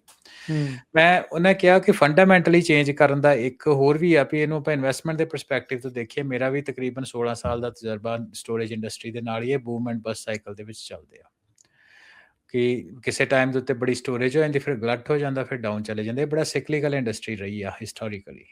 ਠੀਕ ਹੈ। ਤੇ ਪਰ ਹੁਣ ਇਹਦੇ ਆ ਕਿ AI ਤੇ ਜਿਹੜੀ ਡਿਮਾਂਡ ਆ ਦਿਨੋਂ ਦਿਨ ਵੱਧ ਰਹੀ ਆ ਤੇ ਯੂਜ਼ੇਜ ਵੀ ਦਿਨੋਂ ਦਿਨ ਵੱਧ ਰਹੀ ਆ, ਪਰ ਡੇਟਾ ਕਿਤੇ ਨਾ ਕਿਤੇ ਤਾਂ ਸਟੋਰ ਕਰਨਾ ਨਾ। ਤੇ ਇਹਦੇ ਨਾਲ GPU ਦਾ ਬੂਮ ਹੋ ਰਿਹਾ ਤੇ GPU ਦੇ ਨਾਲ ਮੈਮਰੀ ਦਾ ਬੂਮ, ਨੈਟਵਰਕਿੰਗ ਦਾ, ਇਲੈਕਟ੍ਰਿਸਿਟੀ ਵੀ ਆਪਾਂ ਨੂੰ ਸਾਰਿਆਂ ਨੂੰ ਪਤਾ ਵੱਧ ਚਾਹੀਦੀ ਆ ਤੇ ਇਲੈਕਟ੍ਰਿਸਿਟੀ ਲਈ ਸਾਨੂੰ ਪਤਾ ਡੇਟਾ ਸੈਂਟਰ ਬਣ ਰਹੇ ਆ, ਡੇਟਾ ਸੈਂਟਰ ਦੀ ਕੰਸਟਰਕਸ਼ਨ ਦਾ ਬੂਮ ਹੋ ਗਿਆ। ਹੁਣ ਡੇਟਾ ਸੈਂਟਰ ਲਈ ਆਪਾਂ ਨੂੰ ਕੀ ਚਾਹੀਦਾ, ਉਹਦਾ ਕੂਲਿੰਗ, ਤੇ ਕੂਲਿੰਗ ਦਾ ਬੂਮ ਹੋ ਰਿਹਾ ਹੈ ਨਾ, ਵੀ ਕਿੱਦਾਂ ਆਪਾਂ ਨੂੰ ਯੂਜ਼ ਕਰਨਾ। ਤੇ ਅਲਟੀਮੇਟਲੀ ਮੋਟੇ ਤੌਰ ਤੇ ਇਹ ਕਹਿ ਲਈਏ ਕਿ ਇੱਕ ਇਨਫਰਾਸਟ੍ਰਕਚਰ ਦਾ ਫੁੱਲ ਫਲੈਜ ਇਨਫਰਾਸਟ੍ਰਕਚਰ ਬੂਮ ਆ, ਹੈ ਨਾ। ਤੇ AI ਨੂੰ ਸਿਰਫ ਸੌਫਟਵੇਅਰ ਦੀ ਰੈਵੋਲੂਸ਼ਨ ਸਮਝਣਾ ਬਿਲਕੁਲ ਇਨਕੰਪਲੀਟ ਪਿਕਚਰ ਆ ਉਹਨਾਂ ਦੇ ਅਕੋਰਡਿੰਗਲੀ। ਇਹ ਇੱਕ ਫਿਜ਼ੀਕਲ ਇਨਫਰਾਸਟ੍ਰਕਚਰ ਦੀ ਸਟੋਰੀ ਵੀ ਆ, ਹੈ ਨਾ। ਇਹਦੀ ਆਪਾਂ ਜੇ ਸਿੱਧ ਪੱਧਰੀ ਭਾਸ਼ਾ ਦੇ ਵਿੱਚ ਕਹੀਏ, ਇਹਨੂੰ ਆਪਾਂ ਕੰਪੇਅਰ ਕਰ ਸਕਦੇ ਹਾਂ ਕਿ ਜੇ ਮੰਨ ਲਓ ਵੀ ਰੀਅਲ ਐਸਟੇਟ ਆ ਰਾਜ ਕਰਨਾ, ਹੈ ਨਾ, ਤੇ ਰੀਅਲ ਐਸਟੇਟ ਦੇ ਵਿੱਚ ਇੱਕ ਘਰ ਵਿਕਦਾ ਤੇ ਉਹ ਘਰ ਦੇ ਨਾਲ ਕਿੰਨੀਆਂ ਚੀਜ਼ਾਂ ਦੇ ਵਿੱਚ ਉਹ ਜੌਬਾਂ ਜਿਹੜੀਆਂ ਕ੍ਰੀਏਟ ਹੁੰਦੀਆਂ, ਹੈ ਨਾ। ਅਪਰੇਜ਼ਲ ਦੇ ਵਿੱਚ ਰੀਅਲ ਐਸਟੇਟ ਏਜੰਟ ਹੋ ਗਿਆ, ਜਿਹੜੇ ਘਰਾਂ ਦੀ ਮੁਰੰਮਤ ਲੋਕ ਕਰਦੇ ਆ ਉਹਨਾਂ ਦੇ ਲਈ, ਅਪਰੇਜ਼ਲ ਕਰਨ ਵਾਲਿਆਂ ਦੇ ਲਈ, ਉਸ ਇੰਡਸਟਰੀ ਦੇ ਨਾਲ ਕਿੰਨਾ ਕੁਛ ਜੁੜਿਆ ਹੋਇਆ। ਸੋ ਇਸੇ ਤਰ੍ਹਾਂ ਜਿਹੜੀ AI ਇੰਡਸਟਰੀ ਦੇ ਪਿੱਛੇ ਵੀ ਇੱਕ ਇਨਫਰਾਸਟ੍ਰਕਚਰ ਸਟੋਰੀ ਆ। ਉਹਦੇ ਪਿੱਛੇ ਫੈਕਟਰੀਆਂ ਦੇ ਵਿੱਚ ਸੈਮੀਕੰਡਕਟਰ ਲੈਬਾਂ, ਉਹਦੇ ਵਿੱਚ ਪਾਵਰ ਪਲਾਂਟ ਆ, ਟਰਾਂਸਮਿਸ਼ਨ ਲਾਈਨ ਆ, ਤੁਹਾਡੇ ਕੂਲਿੰਗ ਸਿਸਟਮ ਹੋ ਗਏ, ਫਾਈਬਰ ਆਪਟਿਕਸ ਹੋ ਗਿਆ, ਕਾਪਰ ਜਿਹੜਾ ਵਰਤਿਆ ਜਾਂਦਾ, ਉਹ ਤੋਂ ਇਲਾਵਾ ਲੈਂਡ ਵੀ ਆ। ਤੇ ਆਪਾਂ ਬਾਰ-ਬਾਰ ਇਹੀ ਗੱਲਾਂ ਬਾਤਾਂ ਕਰਦੇ ਆਉਂਦੇ ਪਏ ਆ ਕਿ billions and billions of dollar, ਜਿਹੜਾ ਟ੍ਰਿਲੀਅਨਸ ਕਹਿ ਲਓ, ਉਹਦੀ ਇਨਵੈਸਟਮੈਂਟ ਜਿਹੜੀ ਆ ਉਹ AI ਦੇ ਇਨਫਰਾਸਟ੍ਰਕਚਰ ਦੇ ਵਿੱਚ ਹੈਗੀ ਆ। ਪਰ ਜਿਹੜੀ ਆਪਾਂ ਗੱਲ ਪਹਿਲੇ ਕੀਤੀ ਸੀ ਕਿ ਮੈਮਰੀ ਹਿਸਟੋਰੀਕਲੀ ਇੱਕ ਸਾਈਕਲੀਕਲ ਬਿਜ਼ਨਸ ਰਿਹਾ ਵਾ, ਜਿਹਦੇ ਵਿੱਚ ਡਿਮਾਂਡ ਵੱਧਦੀ ਆ ਤੇ ਮੈਨੂਫੈਕਚਰਰ ਆਪਣੀ ਕੈਪੈਸਿਟੀ ਵਧਾ ਦਿੰਦੇ ਆ। ਜਦੋਂ ਸਪਲਾਈ ਵੱਧ ਜਾਂਦੀ ਹੈ, ਗਲੱਟ ਹੋ ਜਾਂਦਾ ਤੇ ਪ੍ਰਾਈਸਿਸ ਜਿਹੜੇ ਡਿੱਗ ਪੈਂਦੇ ਆ, ਫਿਰ ਇਨਵੈਸਟਮੈਂਟ ਉਹਦੀ ਘੱਟ ਜਾਂਦੀ ਹੈ, ਫਿਰ ਸ਼ਾਰਟੇਜ ਆ ਜਾਂਦੀ ਆ, ਫਿਰ ਇਸੇ ਤਰ੍ਹਾਂ ਜਿਹੜਾ ਸਾਈਕਲ ਆ ਉਹ ਬਦਲਦਾ, ਹੈ ਨਾ। ਹੁਣ ਇਹਦੇ ਵਿੱਚ ਇੱਕ ਜੀਓਪੋਲੀਟੀਕਲ ਐਂਗਲ ਵੀ ਹੈਗਾ। ਉਹ ਇਹ ਆ ਕਿ ਜਿਹੜੇ ਐਡਵਾਂਸ ਸੈਮੀਕੰਡਕਟਰ ਹੈਗੇ ਆ ਰਾਜ ਕਰਨ, ਆਪਾਂ ਕੋਵਿਡ ਦੇ ਦੌਰਾਨ ਦੇਖਿਆ ਇੱਕ ਨੈਸ਼ਨਲ ਸਿਕਿਉਰਿਟੀ ਇਸ਼ੂ ਬਣ ਕੇ ਵੀ ਸਾਹਮਣੇ ਉੱਭਰ ਰਿਹਾ। ਅਮਰੀਕਾ ਨੂੰ ਦੇਖ ਲਈਏ, ਅਮਰੀਕਾ ਚਾਈਨਾ ਦੇ ਵਿੱਚ ਵੱਡੀ ਟ੍ਰੇਡ ਵਾਰ ਦਾ ਕਾਰਨ ਇੱਕ ਇਹ ਬਣਿਆ। ਅਮਰੀਕਾ, ਚਾਈਨਾ, ਤਾਈਵਾਨ ਜਿਹੜਾ ਹੈ ਨਾ, ਉਹ ਵੀ ਸਪਲਾਈ ਚੇਨ ਦੇ ਨਾਲ ਹੀ ਰਿਲੇਟਡ ਆ। ਸਾਊਥ ਕੋਰੀਆ, ਜਾਪਾਨ, ਹਰ ਇੱਕ ਜਿਹੜੇ ਟੈਕਨੋਲੋਜੀ ਸੈਮੀਕੰਡਕਟਰ ਵਾਲੀ ਕੰਪਨੀ ਉਹ ਇਸ ਬਾਰੇ ਸਟ੍ਰੈਟੇਜਿਕਲੀ ਸੋਚਣ ਡੇ ਵੀ ਆਪਾਂ ਕੀ ਕਰਨਾ। ਕੋਵਿਡ ਦੌਰਾਨ ਉਹਨਾਂ ਦੇਖ ਹੀ ਲਿਆ ਵੀ ਭਾਵੇਂ 40,000 ਦੀ ਇੱਕ ਕਾਰ ਹੋਏ, ਹੈ ਨਾ, ਉਹਦੇ ਵਿੱਚ ਇੱਕ ਛੋਟੀ ਜਿਹੀ ਮੈਮਰੀ ਦੀ ਚਿੱਪ ਜਾਂ ਕੋਈ ਹੋਰ ਚਿੱਪ ਉਹਦੇ 'ਚ ਨਹੀਂ ਹੋਈ ਤੇ ਉਹ ਕਾਰ ਜਿਹੜੀ ਪੂਰੀ ਦੀ ਪੂਰੀ ਫੈਕਟਰੀ 'ਚ ਹੀ ਖੜੀ ਰਹੀ, ਹੈ ਨਾ, ਜਦੋਂ ਤੱਕ ਉਹ ਚਿਪਸ ਨਹੀਂ ਆਈਆਂ। ਹੁਣ AI ਦੇ ਏਜ ਦੇ ਵਿੱਚ ਵੀ ਐਡਵਾਂਸ ਚਿਪ ਤੇ ਮੈਮਰੀ ਦੀ ਇੰਪੋਰਟੈਂਸ ਜਿਹੜੀ ਉਹ ਕਈ ਗੁਣਾ ਉਹਦੇ ਤੋਂ ਵੱਧ ਰਹੀ ਆ। ਸੋ ਇਹਦੇ ਤੋਂ ਆਪਾਂ ਮੋਟੇ ਤੌਰ ਦੇ ਉੱਤੇ ਇਹ ਕਹਿਣਾ, ਕਿਉਂਕਿ ਮੈਨੂੰ ਇਹ ਫੀਲਡ ਇਸ ਲਈ ਵੀ ਇੰਟਰਸਟਿੰਗ ਲੱਗਦਾ, ਮੈਂ ਆਪਣਾ ਸਟੋਰੇਜ ਇੰਡਸਟਰੀ ਦੇ ਵਿੱਚ ਮੇਰਾ ਵਾਹ ਵਾਸਤਾ ਹੋਣ ਦੇ ਕਰਕੇ ਆ। ਤੇ ਆਪਾਂ ਕਈ ਵਾਰ ਜਦੋਂ AI ਦਾ ਕਹਿ ਲਓ ਵੀ ਗੋਲਡ ਰਸ਼ ਹੀ ਕਹਿ ਸਕਦੇ ਹਾਂ, ਕਿਉਂਕਿ ਬਹੁਤ ਇਨਵੈਸਟਮੈਂਟ ਆ, ਸਟਾਕਸ ਅਸੀਂ ਦੇਖੀਏ ਕਿੰਨੇ ਉਹਨਾਂ ਦੇ ਚੜੇ ਹੋਏ ਸਾਰਿਆਂ ਦੇ। ਪਰ AI ਦਾ ਗੋਲਡ ਰਸ਼ ਇਕੱਲੇ GPU ਵਿੱਚ ਹੀ ਨਹੀਂ ਆ।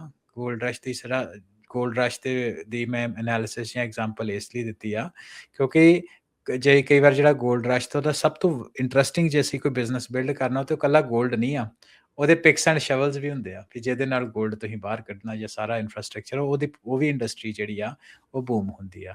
ਤੇ ਸੰਜੇ ਦੇ ਕਹਿਣ ਦੇ ਮੁਤਾਬਕ ਜਿਹੜੇ AI ਦਾ ਗੋਲਡ ਰਸ਼ ਆ ਉਹਦੇ ਵਿੱਚ ਮੈਮਰੀ ਜਿਹੜੀ ਆ ਉਹ one of those picks and shuffles ਆ। ਇਸ ਤਰ੍ਹਾਂ ਜਿਹੜਾ ਮੈਮਰੀ ਆ ਇਹਨੂੰ ਫੰਡਾਮੈਂਟਲੀ ਸਿਸਟਮ ਨੂੰ AI ਨੇ ਚੇਂਜ ਕਰ ਦਿੱਤਾ ਜੀ। ਨਹੀਂ, ਬਿਲਕੁਲ ਚੇਂਜਿਸ ਜਿਹੜੇ ਆ ਰਹੇ ਆ। ਅੱਛਾ, ਇਹਦਾ ਭਵਿੱਖ ਕੀ ਨਜ਼ਰ ਆ ਰਿਹਾ? ਜਿਹੜੇ ਚਿਪ ਦੀ ਸ਼ਾਰਟੇਜ, ਮੈਮਰੀ ਦੀ ਜਿਹੜੀ ਸ਼ਾਰਟੇਜ ਆ, ਕੀ ਇਹ ਡਰਾਈਵ ਕਰੂਗੀ ਹੁਣ ਇਹਨਾਂ ਕੰਪਨੀਆਂ ਨੂੰ, ਖਾਸ ਕਰਕੇ ਜੇ ਆਪਾਂ ਹਾਰਡਵੇਅਰ ਦੇ ਐਂਗਲ ਤੋਂ ਇਹਨਾਂ ਫੋਨ ਵਗੈਰਾ ਦੀ ਗੱਲ ਕਰਦੇ ਹਾਂ, ਕੀ ਇਹਨਾਂ ਨੂੰ ਹੁਣ ਡਰਾਈਵ ਕਰੂਗੀ ਵੀ ਜਿਹੜੇ ਇਹਨਾਂ ਦੇ ਵਿੱਚ ਜਿਹੜੇ ਦੂਜੇ CPU ਵਗੈਰਾ ਲੱਗੇ ਆ ਜਾਂ ਗ੍ਰਾਫਿਕ ਜਿਹੜੇ ਉਹ ਲੱਗੇ ਆ, ਵੀ ਉਹਨੂੰ ਹੋਰ ਐਫੀਸ਼ੀਐਂਟ ਜਿਹੜਾ ਉਹ ਬਣਾਉਣਗੇ? ਇਵੈਂਚੁਅਲੀ ਕੀ ਕੰਜ਼ਿਊਮਰ ਇਹਦੇ ਨਾਲ ਵਿਨ ਕਰੂਗਾ? ਕੰਜ਼ਿਊਮਰ ਨੇ ਤੇ ਕੀ ਰਾਜ ਕਰਨ ਵਿਨ ਕਰਨਾ। ਗੱਲ ਤੇ ਇਹ ਆ ਕਿ ਮੈਂ ਥੋੜੇ ਦਿਨ ਪਹਿਲਾਂ ਹੀ ਖਬਰ ਪੜ੍ਹ ਰਿਹਾ ਸੀ, 100% ਤਾਂ ਨਹੀਂ ਆ, ਪਰ ਇਹ ਕਿਆਸ ਰਾਈਆਂ ਕਿ ਜਿਹੜੇ ਐਪਲ ਦੇ ਨਵੇਂ ਆਈਫੋਨ ਆਉਣਗੇ ਉਹ $300 ਮਹਿੰਗੇ ਹੋਣਗੇ ਤੇ ਉਹਨਾਂ 'ਚ ਪ੍ਰਾਇਮਰੀ ਕੰਪੋਨੈਂਟ ਮੈਮਰੀ ਆ। ਉਹਦੇ ਕਰਕੇ ਮਹਿੰਗਾਈ ਹੈ ਨਾ 6 ਗੁਣਾ ਮੈਮਰੀ ਜਿਹੜੀ ਪ੍ਰਾਈਸ ਆ ਰੀਟੇਲ ਦੇ ਵਿੱਚ ਅਸੀਂ ਕਈ ਹਿੱਸੇ ਵਿੱਚ ਦੇਖਿਆ, ਡਿਪੈਂਡ ਕਰਦਾ ਕਿਹੜੀ ਮੈਮਰੀ ਆ ਉਹਦੀ ਜਿਹੜੀ ਪ੍ਰਾਈਸ ਆ ਵਧੀ ਆ। ਆ ਗੂਗਲ ਸੋ ਪਿਕਸਲ ਦੇ ਜਿਹੜੇ ਨਵੇਂ ਫੋਨ ਆਏ ਆ ਹਰਵਿੰਦਰ, ਜੀ ਉਹ 100 200 ਡਾਲਰ ਮਹਿੰਗੇ ਆ ਤੇ ਰੈਮ ਘਟਾਤੀ ਆ। ਹਾਂਜੀ। ਜੇ ਸੋ ਜਿਹੜੀ ਜੇ ਜੇ ਆਪਟੀਮਾਈਜੇਸ਼ਨ ਥੋੜੀ ਆ ਜਿਹੀ ਵੀ ਤੁਸੀਂ ਐਕਸਟਰਾ ਜੀਬੀ ਤੁਹਾਨੂੰ ਸਟੋਰੇਜ ਚਾਹੀਦੀ ਆ, ਉਹ ਹੋਰ ਜ਼ਿਆਦਾ ਮਹਿੰਗੇ। ਹਾਂਜੀ, ਉਹ ਤਾਂ ਹੈ ਹੀ, ਪਰ ਪ੍ਰਾਈਸ ਪਰ ਜੀਬੀ ਜਾਂ ਪ੍ਰਾਈਸ ਪਰ ਟੈਰਾਬਾਈਟ ਤਾਂ ਵਧ ਹੀ ਰਿਹਾ। ਤੇ ਇਨ ਐਨੀ ਬਿਜ਼ਨਸ ਹੈ ਨਾ, ਜੇ ਤੁਸੀਂ ਕੰਜ਼ਿਊਮਰ ਹੋ ਤੇ ਕੰਜ਼ਿਊਮਰ ਨੂੰ ਘਾਟਾ ਹੀ ਹੁੰਦਾ, ਜਿਹੜੇ ਡਿਵੈਲਪਰ ਹੁੰਦੇ ਆ ਜਾਂ ਪ੍ਰੋਵਾਈਡਰ ਹੁੰਦੇ ਆ ਉਹ ਹਮੇਸ਼ਾ ਫਾਇਦੇ 'ਚ ਹੀ ਰਹਿੰਦੇ ਆ। ਸੋ ਜੇ ਤੁਸੀਂ ਮਾਰਜਿਨਸ ਦੇਖੋ ਮੈਮਰੀ ਦੇ, ਇਹ ਤਾਂ ਨਹੀਂ ਵੀ 6 ਗੁਣਾ ਪ੍ਰਾਈਸ ਉਹਦੇ ਕੰਪੋਨੈਂਟਸ ਦੇ ਪ੍ਰਾਈਸ 6 ਗੁਣਾ ਵੱਧ ਗਿਆ ਜਾਂ ਉਹਦੀ ਪ੍ਰੋਸੈਸਿਸ ਦੇ ਵਿੱਚ ਪ੍ਰਾਈਸਿਸ ਜਿਹੜੇ ਉਹ 6 ਗੁਣਾ ਵੱਧ ਗਿਆ। ਗੱਲ ਇਹ ਹੈ ਕਿ ਉਹਨਾਂ ਦੇ ਮਾਰਜਿਨ ਜਿਹੜੇ ਆ ਬਹੁਤ, ਕਿਉਂਕਿ ਮੋਨੋਪਲੀ ਤਾਂ ਨਹੀਂ ਕਹਿ ਸਕਦੇ, ਪਰ ਫਿਰ ਵੀ ਮਾਰਕੀਟ ਨੂੰ ਡੋਮੀਨੇਟ ਕਰਦੇ ਆ। ਸੋ ਉਹਨਾਂ ਦੀ ਇਸ ਟਾਈਮ ਦੇ ਉੱਤੇ ਮਰਜ਼ੀ ਹੈ, ਕਿਉਂਕਿ ਹਰ ਇੱਕ ਨੂੰ ਮੈਮਰੀ ਚਾਹੀਦੀ ਆ AI ਦੇ ਵਾਸਤੇ, ਤਾਂ ਕਰਕੇ ਉਹਨਾਂ ਦਾ ਜਿਹੜਾ ਪ੍ਰੋਫਿਟ ਮਾਰਜਿਨ ਆ ਬਹੁਤ ਹੀ ਰਾਜ ਕਰਨ ਹੈਲਦੀ ਆ। ਕਈ ਕੇਸਿਸ ਦੇ ਵਿੱਚ 50% ਤੱਕ ਤੇ ਚਲੋ ਪਹਿਲਾਂ ਵੀ ਹੁੰਦੇ ਹੀ ਸੀ ਸ਼ਾਇਦ, ਪਰ ਹੁਣ 100 ਤੋਂ ਉੱਪਰ 150% ਜਿਹੜਾ ਪ੍ਰੋਫਿਟ ਆ ਉਹ ਦੇਖ ਰਹੇ ਆ, ਤੇ ਤੁਸੀਂ ਇਹ ਚੀਜ਼ਾਂ ਉਹਨਾਂ ਦੇ ਸਟਾਕ ਪ੍ਰਾਈਸਿਸ ਤੋਂ ਸਹਿਜੇ ਅੰਦਾਜ਼ਾ ਲਾ ਸਕਦੇ ਹੋ। ਜੀ ਬਿਲਕੁਲ। ਸੋ ਜਿੰਨੀ ਦੇਰ ਤੱਕ ਇਹਦਾ ਕੋਈ ਸੋਲਿਊਸ਼ਨ ਆਉਂਦਾ ਨਹੀਂ ਪੂਰਾ, ਇਹੀ ਐਕਸਪੈਕਟ ਕਰੋ ਵੀ ਇਹ ਚੀਜ਼ਾਂ ਇੱਦਾਂ ਮਹਿੰਗੀਆਂ ਹੀ ਰਹਿਣਗੀਆਂ। ਹਾਂਜੀ, ਮੈਂ ਦੇਖ ਰਿਹਾ ਸੀ, ਹੁਣ ਦੇਖੋ ਹਾਰਡ ਡਿਸਕ ਡਰਾਈਵ ਦੇ ਵਿੱਚ ਵੀ 2 ਮੇਜਰ ਕੰਪੈਟੀਟਰ ਆ, ਇੱਕ ਸੀਗੇਟ, ਇੱਕ ਵੈਸਟਰਨ ਡਿਜੀਟਲ, ਹੈ ਨਾ। ਉਹ ਤੋਂ ਇਲਾਵਾ ਥੋੜੇ ਛੋਟੇ ਮਾਰਕੀਟ ਵਿੱਚ ਵੀ ਕੰਪੀਟੀਟਰ ਹੈਗੇ ਆ। ਫਿਰ ਇਹ ਕੰਪਨੀਆਂ ਦੀਆਂ ਤਾਂ ਮੌਜਾਂ ਲੱਗੀਆਂ ਹੋਣਗੀਆਂ, ਇਹਨਾਂ ਦੇ ਸਟਾਕ ਤਾਂ ਵੱਧਦੇ ਜਾਂਦੇ ਹੋਣੇ। ਫਿਰ ਤੁਸੀਂ ਪਬਲਿਕ ਇਨਫੋਰਮੇਸ਼ਨ ਹੀ, ਤੁਸੀਂ ਉਹਨਾਂ ਦੇ ਸਟਾਕ ਪ੍ਰਾਈਸ ਦੇਖ ਲਓ, ਜਿੰਨੀ ਸੈਂਡਿਸਕ ਦਾ ਸਟਾਕ ਪ੍ਰਾਈਸ ਦੇਖ ਲਓ, ਮਾਈਕਰੋਨ ਦਾ, ਵੈਸਟਰਨ ਡਿਜੀਟਲ, ਸੀਗੇਟ, ਜਿੰਨੀਆਂ ਸਟੋਰੇਜ ਕੰਪਨੀਜ਼ ਆ, ਉਹਨਾਂ ਦੇ ਪਿਛਲੇ 1 ਸਾਲ ਦੇ ਤੁਸੀਂ ਸਟਾਕ ਟਰੈਕ ਕਰ ਲਓ। ਕਿਸੇ ਟਾਈਮ ਦੇ ਉੱਤੇ ਸੈਂਡਿਸਕ ਦੇ ਜਿਹੜੇ ਸਟਾਕ ਆ ਉਹ 70x ਇਨ ਅ ਈਅਰ ਵਧੇ ਸੀ, ਯਾਨੀ ਕਿ ਜੇ ਤੁਸੀਂ ਕਿਸੇ ਟਾਈਮ 1 ਮਿਲੀਅਨ ਇਨਵੈਸਟ ਕੀਤਾ ਹੋਊਗਾ, ਤੁਹਾਡੇ 1 ਸਾਲ ਦੇ ਵਿੱਚ 70 ਮਿਲੀਅਨ ਬਣ ਜਾਣਗੇ। ਇੰਨੀ ਜਿਹੜੀ ਗਰੋਥ ਆ ਮੈਂ ਤਾਂ ਦੇਖੀ ਨਹੀਂ ਅੱਜ ਤੱਕ ਕਿਤੇ, ਹੈ ਨਾ। ਸੋ ਇਹ ਕਿੱਥੇ ਜਾ ਕੇ ਸਟੇਬਲ ਹੋਣ ਦੀ ਉਮੀਦ ਆ ਤੁਹਾਨੂੰ ਲੱਗਦਾ? ਕੁਝ ਨਜ਼ਰ ਆ ਰਿਹਾ ਫਿਊਚਰ ਦੇ ਵਿੱਚ? ਇਵੈਂਚੁਅਲੀ ਰਾਜਗਨ ਸਟੇਬਲ ਹੋ ਹੀ ਜਾਂਦੀ ਆ, ਕਿਉਂਕਿ ਇੰਨੀ ਹਾਈ ਵੈਲੂਏਸ਼ਨ ਦੇ ਉੱਤੇ ਫਿਰ ਨਵੇਂ ਬਿਜ਼ਨੈਸਿਸ ਬਣ ਜਾਂਦੇ ਆ। ਉਹ ਇਹ ਜਿਹੜਾ ਮਾਰਕੀਟ ਦਾ ਹਿੱਸਾ ਹੀ ਹੁੰਦਾ, ਹੈ ਨਾ। ਤਾਂ ਹੀ ਐਪਲ ਵਾਲੇ ਆਪਾਂ ਦੇਖ ਰਹੇ ਵੀ ਨਵੇਂ ਫੋਨ, ਨਵੇਂ ਆਈਪੈਡ ਲੀਜ਼ ਦੇ ਦੇਣਗੇ। ਹਾਂਜੀ, ਕਈ ਤਰ੍ਹਾਂ ਦਾ ਗੱਡੀਆਂ ਵਾਂਗੂ ਇਹ ਵੀ ਹੁਣ ਤੁਹਾਨੂੰ ਫੋਨ ਤੇ ਉਹ ਸਾਰੀਆਂ ਚੀਜ਼ਾਂ ਲੀਜ਼ ਤੇ ਮਿਲਣਗੀਆਂ, ਬਾਏ ਕਰਨ ਦੀ ਕਹਿੰਦੇ ਲੋੜ ਨਹੀਂ। ਇਹਦਾ ਮਤਲਬ ਇਹ ਆ ਵੀ ਟੂ ਐਕਸਪੈਂਸਿਵ, ਆਮ ਬੰਦੇ ਦੀ ਰੀਚ ਤੋਂ ਬਾਹਰ ਹੋ ਜਾਣਾ, ਪਹੁੰਚ ਤੋਂ ਬਾਹਰ ਆ ਜੀ, ਪਹੁੰਚ ਤੋਂ ਬਾਹਰ। ਜੀ ਅੱਛਾ, ਐਪਲ ਦੀ ਹੋਈ ਗੱਲ ਕਰ ਲੈਂਦੇ ਅੱਗੇ। ਐਪਲ ਵਾਲਿਆਂ ਨੇ ਸੀਰੀ, ਵਿਜ਼ਨ ਪ੍ਰੋ, ਇਮਰਸਿਵ ਵੀਡੀਓ, ਗੇਮਿੰਗ ਨਾਲ ਜੁੜੀਆਂ ਉਹਨਾਂ ਦੀਆਂ ਟੀਮਸ ਆ ਸ਼ਾਂਤੀ ਕਰ ਦਿੱਤੀਆਂ। ਬਿਲਕੁਲ, ਇਹ 'ਚ ਨਾ ਸਟੋਰੀਜ਼ ਦੀ ਚਲੋ ਲੇ ਆਫ ਤਾਂ ਹੈ ਹੀ ਆ। ਵੈਸੇ ਐਪਲ ਦੇ ਲਈ ਇਹ ਗੱਲ ਮਸ਼ਹੂਰ ਆ ਕਿ ਬਹੁਤ ਜ਼ਿਆਦਾ ਲੇ ਆਫ ਨਹੀਂ ਕਰਦੇ ਹੁੰਦੇ, ਪਰ ਪਿਛਲੇ ਕੁਝ ਸਮੇਂ ਦੇ ਵਿੱਚ ਉਹਨਾਂ ਇਹਨੂੰ ਤੋੜਿਆ, ਕਿਉਂਕਿ ਐਪਲ ਦੇ ਵਿੱਚ ਰਾਜ ਕਰਨ ਐਕਸਪੈਰੀਮੈਂਟੇਸ਼ਨ ਵੀ ਬਹੁਤ ਚੱਲਦੀ ਆ।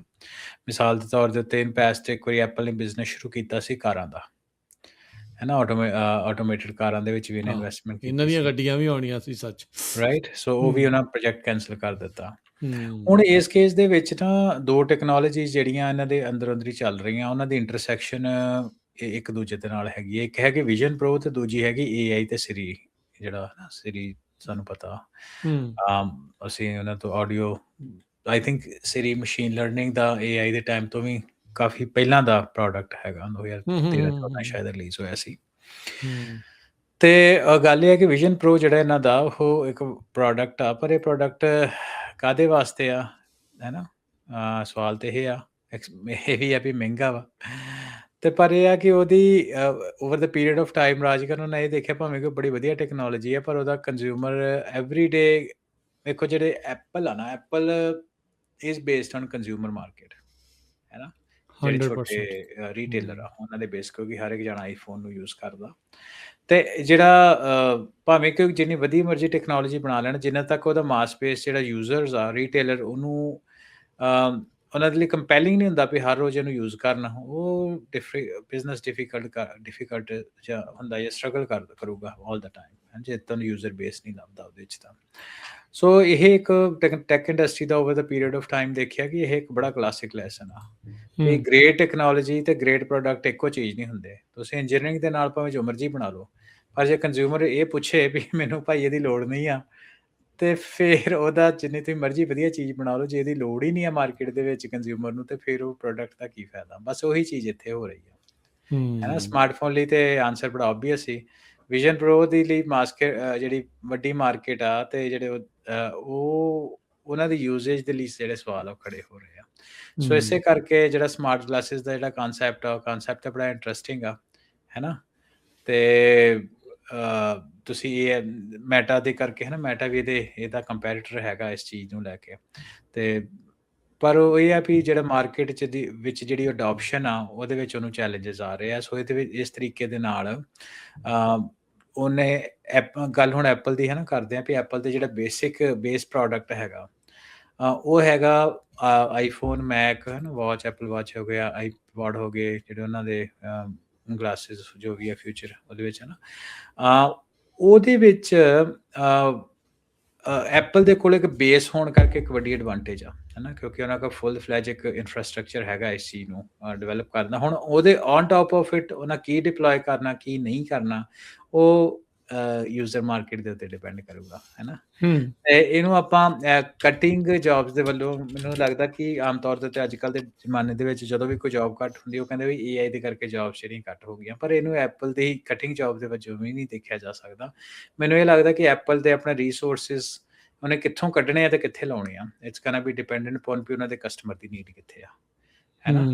ਤੇ ਟੈਕਨੋਲੋਜੀ ਕੰਪਨੀਆਂ ਦੇ ਵਿੱਚ ਜਿਹੜੀ ਆ ਸਟ੍ਰੈਟਜੀ ਹੁੰਦੀ ਆ, ਉਹਨਾਂ ਦੀ ਸਟਾਕ ਪ੍ਰਾਈਸ ਹੁੰਦੇ ਆ, ਉਹਨਾਂ ਦੇ ਹੈਡ ਕਾਊਂਟ ਦੇ ਨਾਲ ਹੀ ਹੁੰਦੇ ਆ, ਕਿਉਂਕਿ ਆਪਰੇਸ਼ਨਲ ਐਕਸਪੈਂਸ ਹੁੰਦੇ ਆ, ਹੈ ਨਾ। ਮੋਟੇ ਤੌਰ ਦੇ ਉੱਤੇ ਵੈਸੇ ਤਾਂ ਤੁਸੀਂ ਜਿਹੜੀ ਗੱਲ ਕਹਿੰਦੇ ਹੋ, ਦੁਬਾਰਾ ਇੱਥੇ ਗੱਲ ਹੋ ਜਾਂਦੀ ਹੈ ਕਿ ਜਿੱਥੇ ਹਾਇਰਿੰਗ ਹੋ ਰਹੀ ਹੁੰਦੀ, ਜਿੱਥੇ ਜ਼ਿਆਦਾ ਇਨਵੈਸਟਮੈਂਟ ਹੋ ਰਹੀ ਆ, ਫਿਊਚਰ ਬੈਟ ਉੱਥੇ ਆ, ਤੇ ਜਿੱਥੇ ਕੱਟ ਹੋ ਰਹੀ ਆ, ਉੱਥੇ ਮਤਲਬ ਪ੍ਰਾਇੋਰਟੀਜ਼ ਜਿਹੜੀਆਂ ਚੇਂਜ ਹੋ ਰਹੀਆਂ। ਬਿਲਕੁਲ ਫੋਲੋ ਦ ਮਨੀ, ਇਹ ਜਿਹੜੀ ਚੀਜ਼ ਹੈਗੀ ਆ। ਅੱਛਾ, ਫੋਲੋ ਦੀ ਮਨੀ ਦੇ ਵਿੱਚ ਸੈਨ ਫਰਾਂਸਿਸਕੋ ਗੇਟ ਦਾ ਇੱਕ ਲੇਟੈਸਟ ਆਰਟੀਕਲ ਆਇਆ, CBRE ਦੀ ਨਵੀਂ ਰਿਪੋਰਟ ਆ। ਟੈਕ ਵਰਕਫੋਰਸ ਦੇ ਵਿੱਚ ਨਿਊਯਾਰਕ ਅੱਗੇ ਲੰਘ ਗਿਆ ਬੇ ਏਰੀਏ ਨਾਲੋਂ। ਜਿਹੜੀ ਗਰੋਥ ਆ ਦੇਖੀ ਗਈ ਆ ਨਿਊਯਾਰਕ ਦੀ ਟੈਕ ਦੇ ਟੈਲੈਂਟ ਪੂਲ ਦੀ, ਉਹ 3,94,000 ਤੇ 300 ਵਰਕਰ ਆ, 8% ਗਰੋਥ ਹੋਈ ਆ। ਬੇ ਏਰੀਏ ਦੀ ਵਰਕਫੋਰਸ 3,75,730 ਆ, 6% ਦੇ ਨਾਲ ਇਹ ਘਟਿਆ ਹੈਗਾ ਆ। ਜਿੱਦਾਂ ਹੁਣ ਲੇ ਆਫ ਦੀਆਂ ਵੀ ਤੁਸੀਂ ਗੱਲ ਕੀਤੀਆਂ, meta, block, Amazon, Apple, Microsoft, ਉਹ ਸਾਰਾ ਕੁਛ ਹੀ ਇਸ ਦੇ ਵਿੱਚ ਜਿਹੜਾ ਉਹ ਨਾਲ ਆ ਵੀ ਉਹ ਸਾਹਮਣੇ ਆ। ਇਹਦੇ ਵਿੱਚ ਹੁਣ ਇੱਕ ਚੀਜ਼ ਮੁੱਖ ਤੌਰ ਦੇ ਉੱਤੇ ਭੂਮਿਕਾ ਨਿਭਾ ਰਹੀ ਆ, ਟ੍ਰਾਂਜ਼ਿਟ ਟਾਈਮਸ।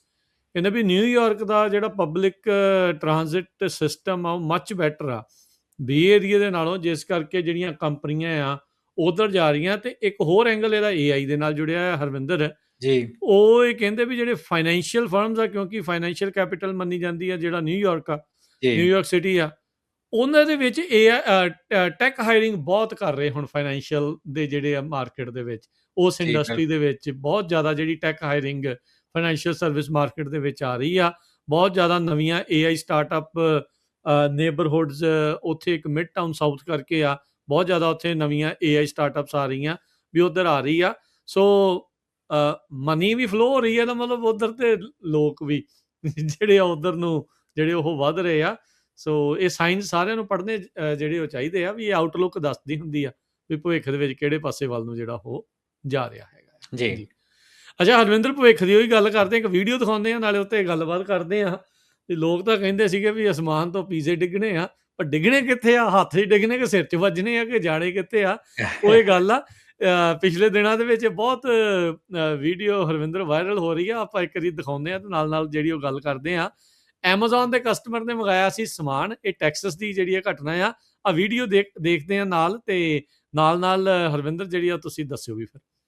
ਹਾਂਜੀ, ਸੋ ਐਮਾਜ਼ੋਨ ਨੇ, ਆਪਾਂ ਗੱਲ ਕਰਦੇ ਨੇ ਕਿ ਐਮਾਜ਼ੋਨ ਨੂੰ ਕੁਛ ਜਗ੍ਹਾ ਦੇ ਉੱਤੇ ਡਰੋਨ ਡਿਲੀਵਰੀ ਦੀ ਉਹ ਇਜਾਜ਼ਤ ਮਿਲੀ ਹੈ, ਮਨਜ਼ੂਰੀ ਮਿਲ ਗਈ ਹੈ ਨਾ, ਇਜਾਜ਼ਤ ਮਿਲ ਗਈ ਵੀ ਉੱਥੇ ਡਰੋਨ ਦੇ ਨਾਲ ਚੀਜ਼ਾਂ ਨੂੰ ਡਿਲੀਵਰ ਕਰ ਸਕੇ। ਸੋ ਇੱਕ ਬੜੀ ਇੰਟਰਸਟਿੰਗ ਜਿਹੜੀ ਵੀਡੀਓ ਹੈ ਵਾਇਰਲ ਹੋ ਰਹੀ ਆ, ABC 30 ਦਾ ਤੁਸੀਂ ਦੇਖ ਸਕਦੇ ਹੋ ਵੀ ਡਰੋਨ ਆਇਆ ਤੇ ਡਰੋਨ ਨੇ ਰਾਜਕਰਨ ਆਪਣਾ ਜਿਹੜਾ ਪੈਕੇਜ ਲੈ ਕੇ ਆਇਆ ਸੀ ਉਹਨੂੰ ਡਿਲੀਵਰ ਕਰਨਾ ਸੀ, ਤੇ ਉਹਨੂੰ ਜਿਹੜਾ ਡਿਲੀਵਰ ਆ ਉਹਨੇ ਕੀਤਾ, ਤੇ ਉਹ ਪਰ ਕੀਤਾ ਉਹਨੇ ਸਵਿਮਿੰਗ ਪੂਲ ਦੇ ਵਿੱਚ ਸਿੱਧਾ ਹੀ। ਤੇ ਜਿਹੜੇ ਥੱਲੇ ਬੀਬੀ ਤਾਂ ਬੜੀ ਚਾਅ ਦੇ ਨਾਲ ਆਈ ਸੀਗੀ ਵੀਡੀਓ ਬਣਾਉਣ ਦੇ ਲਈ ਬਾਹਰ ਨੂੰ, ਵੀ ਮੈਂ ਦੇਖਾਂ ਵੀ ਡਰੋਨ ਦਾ ਡਿਲੀਵਰੀ ਆ। ਕਸਟਮਰ ਹਾਂ ਬਿਲਕੁਲ ਡਰੋਨ ਦੀ ਆਵਾਜ਼ ਆਈ ਤੇ ਡਰੋਨ ਦੀ ਆਵਾਜ਼ ਆਉਣ ਦੇ ਨਾਲ ਉਹਨੇ ਫਟਾਫਟ ਜਿਹੜੀ ਕਸਟਮਰ ਆ ਬਾਹਰ ਆਈ ਤੇ ਉਹਨੇ ਆਪਣਾ ਫੋਨ ਕੱਢਿਆ ਤੇ ਵੀਡੀਓ ਰਿਕਾਰਡ ਕਰਨੀ ਸ਼ੁਰੂ ਕੀਤੀ ਵੀ ਆਹ ਵੇਖੋ ਵੀ ਆਪਣਾ ਫਿਊਚਰ ਆ ਗਿਆ ਤੇ ਪੈਕੇਜ ਅਸਮਾਨ ਤੋਂ ਥੱਲੇ ਆਉਂਦਾ ਤੇ ਡਿਲੀਵਰੀ ਦੇ ਲਈ ਉਹਨੇ ਪੋਜੀਸ਼ਨ ਲਈ ਵੀ ਡਿਲੀਵਰ ਹੋਇਆ ਤੇ ਪੈਕੇਜ ਇਹ ਡੇਗਾ ਸਿੱਧਾ ਸਵਿਮਿੰਗ ਪੂਲ ਦੇ ਵਿੱਚ ਸਵਿਮਿੰਗ ਪੂਲ ਦੇ ਵਿੱਚ ਤੇ ਕਹਿੰਦੇ ਹਾਂਜੀ welcome this is the future ਹੈ ਕਹਿੰਦੇ welcome to the future welcome same day delivery ਰੁੜ ਗਿਆ ਪਾਣੀ 'ਚ ਕਹਿੰਦਾ ਲੋਕਾਂ ਨੇ ਥੱਲੇ ਕਮੈਂਟ ਬੜੇ ਵਧੀਆ ਸੀ ਕਹਿੰਦੇ ਕਿ ਵੀ Amazon ਤੇ ਕਹਿੰਦਾ ਵੀ ਚੱਲ ਸੇਮ ਡੇ ਡਿਲੀਵਰੀ ਡਰੋਨ ਨੇ ਸੋਚਿਆ ਸੇਮ ਪੂਲ ਡਿਲੀਵਰੀ ਨਹੀਂ ਅਕਸਰ ਲੋਕ ਹਰਵਿੰਦਰ ਨਾਰਾਜ਼ ਵੀ ਹੁੰਦੇ ਆ ਨਾ ਫੈਡੈਕਸ ਵਾਲਿਆਂ ਤੋਂ UPS ਵਾਲਿਆਂ ਤੋਂ USPS ਵਾਲਿਆਂ ਤੋਂ ਕਹਿੰਦੇ ਵੀ ਭੰਨ ਦਿੰਦੇ ਉਹ ਕਹਿੰਦੇ ਪਾਣੀ ਦੇ ਵਿੱਚ ਡਿੱਗਾ ਫਿਰ ਟੁੱਟਾ ਨਹੀਂ ਆਹੋ ਦੂਸਰਾ ਕਹਿੰਦਾ ਵੀ ਹੋ ਸਕਦਾ ਉਹਦੇ ਚ ਨਾ ਪੂਲ ਸਾਫ਼ ਕਰਨ ਵਾਲੀਆਂ ਜਿਹੜੀ ਉਹ ਕਲੋਰੀਨ ਹੋਏ ਸਹੀ ਤੇ ਪਰ ਗੱਲ ਹਾਸੇ ਵਾਲੀ ਹੈ ਤੇ ਇਹਦੇ ਚ ਦੋ ਪੱਖ ਆ ਸੋਚਣ ਵਾਲੇ ਇੱਕ ਤੇ ਇਹ ਹੈ ਕਿ ਜਿਹੜੀ ਆਟੋਨੋਮਸ ਟੈਕਨੋਲੋਜੀ ਆ ਉਹ ਜੈਨੂਇਨ ਪ੍ਰੋਬਲਮ ਹੈ ਨਾ ਉਹਨੂੰ ਸੋਲਵ ਕਰਦੀ ਆ ਪਰ ਰੀਅਲ ਵਰਲਡ ਜਿਹੜਾ ਉਹ ਸਾਨੂੰ ਸਾਰਿਆਂ ਨੂੰ ਪਤਾ ਬੜਾ ਮੈਸੀ ਆ ਕੰਪਿਊਟਰ ਲੈਬ ਦੇ ਵਿੱਚ ਇਨਵਾਇਰਨਮੈਂਟ ਦੇ ਵਿੱਚ ਹੈ ਨਾ ਕੰਟਰੋਲਡ ਐਕਸਪੈਰੀਮੈਂਟ ਤੁਸੀਂ ਕੋਈ ਵੀ ਕਰ ਸਕਦੇ ਹੋ ਪਰ ਰੀਅਲ ਵਰਲਡ ਦੇ ਵਿੱਚ ਕੀ ਹੁੰਦਾ ਕਿ ਸਵਿਮਿੰਗ ਪੂਲ ਆ ਜਾਨਵਰ ਹੁੰਦੇ ਆ ਬੱਚੇ ਹੁੰਦੇ ਆ ਹਨਾ ਦਰਖਤ ਹੁੰਦੇ ਪਾਵਰ ਲਾਈਨਾਂ ਹੁੰਦੀਆਂ ਹਵਾ ਚੱਲਦੀ ਹੁੰਦੀ ਆ ਕੰਸਟਰਕਸ਼ਨ ਆ ਅਨਐਕਸਪੈਕਟਡ ਆਬਜੈਕਟਸ ਹੁੰਦੇ ਆ ਇਹਦੇ ਕਰਕੇ ਆ ਕਿ ਰਾਜਕਨ ਜਿਹੜਾ ਸੈਲਫ ਡਰਾਈਵਿੰਗ ਵਹੀਕਲ ਦੀ ਆਪਾਂ ਗੱਲ ਕਰਦੇ ਤੇ ਕਿੰਨੇ ਸਾਲ ਹੋ ਗਏ ਉਹਨਾਂ ਨੂੰ ਪਰ ਅਜੇ ਵੀ ਉਸ ਤਰੀਕੇ ਨਾਲ ਪਬਲਿਕ ਨਹੀਂ ਹੋਏ ਹੁਣ ਆਉਣੇ ਬੇ ਏਰੀਆ ਦੇ ਵਿੱਚ ਹੁਣ ਉਹਨਾਂ ਨੂੰ ਕਿੰਨੇ ਆਲਮੋਸਟ 6-7 ਸਾਲਾਂ ਬਾਅਦ 8 ਸਾਲਾਂ ਬਾਅਦ ਸ਼ਾਇਦ ਉਹਨਾਂ ਨੂੰ ਡੇਟਾ ਇਕੱਠਾ ਕਰਨ ਤੋਂ ਬਾਅਦ ਉਹਨਾਂ ਨੂੰ ਅਪਰੂਵਲ ਮਿਲੀ ਹੈ ਹੈਨਾ ਤੇ ਇਹੀ ਕਾਰਨ ਹੈ ਵੀ 99% ਪ੍ਰੋਬਲਮ ਤੁਸੀਂ ਸੋਲਵ ਕਰ ਲੈਂਦੇ ਹੋ ਸਕਦਾ ਕਿ 99% ਦੀ ਜਿਹੜੀ ਸਮੱਸਿਆ ਵਾ ਉਹਨਾਂ ਨੂੰ ਸੋਲਵ ਕਰਨਾ ਸਟ੍ਰੇਟ ਫਾਰਵਰਡ ਹੋਏ ਪਰ ਜਿਹੜੀ ਪ੍ਰੋਬਲਮ ਹੁੰਦੀ ਆ ਉਹ ਵੀਅਰਡ 1% ਐਜੂਕੇਸ਼ਨ ਕੇਸ ਹੁੰਦੇ ਆ ਜਿੱਦਾਂ ਪੰਜਾਬੀ 'ਚ ਕਹਿੰਦੇ ਨਾ ਵੀ ਹਾਥੀ ਲੰਘ ਗਿਆ ਪੂਛ ਰਹਿ ਗਈ ਤੇ ਪੂਛ ਜਿਹੜੀ ਔੜ ਜਾਂਦੀ ਆ ਬਸ ਗੱਲ ਉੱਥੇ ਹੁੰਦੀ ਆ ਕਿ ਜਿਹੜਾ ਹਿਊਮਨ ਡਰਾਈਵਰ ਆ ਰੋਡ ਤੇ ਪਿਆ ਮੈਟਰਸ ਵੇਖੇ ਤੇ ਸਮਝ ਜਾਂਦਾ ਤੇ ਵੀ ਇਹ ਮੈਟਰਸ ਹੀ ਆ ਹੈ ਨਾ ਸਾਈਡ ਤੇ ਹੋ ਜਾਓ ਕੰਟੈਕਟ ਸਮਝੇ AI ਦੇ ਲਈ ਉਹਨੂੰ ਕਲਾਸੀਫਾਈ ਕਰਨਾ ਪੈਂਦਾ ਇਹ ਆਬਜੈਕਟ ਕੀ ਆ ਇਹ ਕਿੱਥੇ ਮੂਵ ਕਰ ਰਿਹਾ ਡਰਾਈਵ ਉੱਤੋਂ ਦੀ ਕਰੀਏ ਕਿ ਨਾ ਕਰੀਏ ਰੁਕੀਏ ਕਿ ਨਾ ਰੁਕੀਏ ਲੇਨ ਚੇਂਜ ਕਰੀਏ ਕਿ ਨਾ ਕਰੀਏ ਡਰੋਨ ਡਿਲੀਵਰੀ ਦੇ ਲਈ ਵੀ ਸੇਮ ਚੈਲੰਜ ਆ ਵੀ ਕੰਪਿਊਟਰ ਮੈਪ ਦੇ ਵਿੱਚ ਡਰੋਨ ਵਿੱਚ ਜਦੋਂ ਆਪਾਂ ਕੰਟਰੋਲਡ ਇਨਵਾਇਰਨਮੈਂਟ ਦੇ ਵਿੱਚ ਗੱਲ ਕਰਦੇ ਹਾਂ ਡਰੋਨ ਡਿਲੀਵਰੀ ਪਰਫੈਕਟ ਹੋ ਸਕਦੀ ਪਰ ਰੀਅਲ ਵਰਲਡ ਦੇ ਵਿੱਚ ਜਿੱਥੇ ਡਿਲੀਵਰੀ ਕਰਨੀ ਆ ਇਸ ਕੇਸ ਦੇ ਵਿੱਚ ਉੱਥੇ ਪੂਲ ਸੀ ਤੇ ਕੰਜ਼ਿਊਮਰ ਦੀ ਐਕਸਪੈਕਟੇਸ਼ਨ ਜਿਹੜੀਆਂ ਉਹ ਵੀ ਬੜੀਆਂ ਇੰਟਰਸਟਿੰਗ ਆ ਤੁਸੀਂ ਦੇਖ ਹੀ ਰਿਹਾ ਤੇ ਜਿਹੜਾ ਚੰਗੇ ਤਰੀਕੇ ਨਾਲ ਵਰਕ ਨਹੀਂ ਕੀਤਾ ਪਰ ਲਾਸਟ ਵਿੱਚ ਮੈਂ ਇਹੀ ਗੱਲ ਕਹੂੰਗਾ ਕਿ ਜਸਟ ਮੈਟਰ ਆਫ ਟਾਈਮ ਹੁਣ ਇਹ ਇੱਕ ਡੇਟਾ ਪੁਆਇੰਟ ਉਹਨਾਂ ਦੇ ਲਈ ਬਣ ਗਿਆ ਉਹਨਾਂ ਨੂੰ ਡੇਟਾ ਵਿੱਚ ਪਾ ਦੇਣਾ ਡੇਟਾ ਪੁਆਇੰਟ ਨੂੰ ਭਾਈ ਪੂਲ ਦੇ ਵਿੱਚ ਤੋਂ ਡਿਲੀਵਰ ਨਹੀਂ ਕਰਨਾ ਵੀ ਦੇਖ ਥੱਲੇ ਸਕੈਨ ਕਰਦਾ ਵੀ ਸਕੈਨ ਕਰ ਲਈ ਵੀ ਹੈ ਕਿੱਥੇ ਆ ਤੂੰ ਹਾਂਜੀ ਇਹ ਜਿਹੜਾ ਫੀਡਬੈਕ ਲੂਪਬੈਕ ਸਿਸਟਮ ਹੁੰਦਾ ਨਾ ਇਹੀ ਜਿਹੜੇ ਸਿਸਟਮਸ ਆ ਉਹਨਾਂ ਨੂੰ ਇੰਟੈਲੀਜੈਂਟ ਬਣਾਉਂਦਾ ਸੋ ਇਹ ਫਰਸਟ ਪ੍ਰੋਬਲਮਸ ਹੈਗੀਆਂ ਇਦਾਂ ਹੀ ਹੌਲੀ ਹੌਲੀ ਇਹਨਾਂ ਡਿਸਕਵਰ ਕਰਨੀਆਂ ਤੇ ਇਹਨੂੰ ਫਿਕਸ ਕਰਨਾ ਸੋ ਆਉਣ ਵਾਲੇ ਟਾਈਮ ਦੇ ਵਿੱਚ ਜੇ ਸਮੱਸਿਆ ਹੱਲ ਹੋ ਜਾਏਗੀ ਜੀ ਹੋ ਸਕਦਾ ਵੀ ਟੁੱਥ ਬ੍ਰਸ਼ ਪੇਸਟ ਵਗੈਰਾ ਹੀ ਆ ਜੇ ਇਦਾਂ ਦੀਆਂ ਚੀਜ਼ਾਂ ਹੀ ਘੱਲਣ ਕਿ ਮਹਿੰਗੀਆਂ ਨਹੀਂ ਕੱਲ ਨੂੰ ਪਾਣੀ ਉਹਨਾਂ ਦੇ ਵੀ ਕੁਛ ਨਾ ਕੁਛ ਬੈਟ ਹੋਣ ਬਿਲਕੁਲ 100% ਇਹ ਥੋੜੀ ਵੀ ਡਾਇਮੰਡ ਦੀ ਰਿੰਗ ਘੱਲ ਦੇਣੀ ਉੱਥੇ ਬਾਅਦ ਪਤਾ ਲੱਗੇ ਵੀ ਰਾਜ ਹੀ ਰਹਿ ਗਈ ਨਹੀਂ ਸੁੱਟਣਗੇ ਜੀ ਸਹੀ ਗੱਲ ਆ ਚਲੋ ਧੰਨਵਾਦ ਬਹੁਤ ਮਿਹਰਬਾਨੀ ਹਰਵਿੰਦਰ ਸਿੰਘ ਅੱਜ ਦੇ ਇਸ ਪ੍ਰੋਗਰਾਮ ਦੇ ਲਈ ਪੰਜਾਬੀ ਟੈਕ ਟਾਕ ਦੇ ਬਾਰੇ ਫੀਡਬੈਕ ਜ਼ਰੂਰ ਦਿਆ ਕਰੋ ਚਾਹੇ ਜਿਹੜਾ ਪ੍ਰੋਗਰਾਮ ਚੱਲਿਆ ਹੁੰਦਾ ਉਸ ਦੇ ਹੇਠਾਂ ਕਮੈਂਟ ਕਰਕੇ ਤੇ ਜਾਂ ਈਮੇਲ ਵੀ ਕਰ ਸਕਦੇ ਹੋ ਜਾਂ ਜਦੋਂ ਮਿਲਦੇ ਆ ਕਿਤੇ ਉਦੋਂ ਵੀ ਫੀਡਬੈਕ ਦਿਓ ਜਾਂ ਕਾਲ ਵੀ ਕਰ ਸਕਦੇ ਹੋ ਪੰਜਾਬੀ ਰੇਡੀਓ USA ਦੇ ਨੰਬਰਸ ਦੇ ਉੱਤੇ ਮਿਹਰਬਾਨੀ ਧੰਨਵਾਦ ਹਰਵਿੰਦਰ ਸਿੰਘ ਮਿਲਦੇ ਅਗਲੀ ਵਾਰੀ ਸਤਿ ਸ਼੍ਰੀ ਅਕਾਲ ਜੀ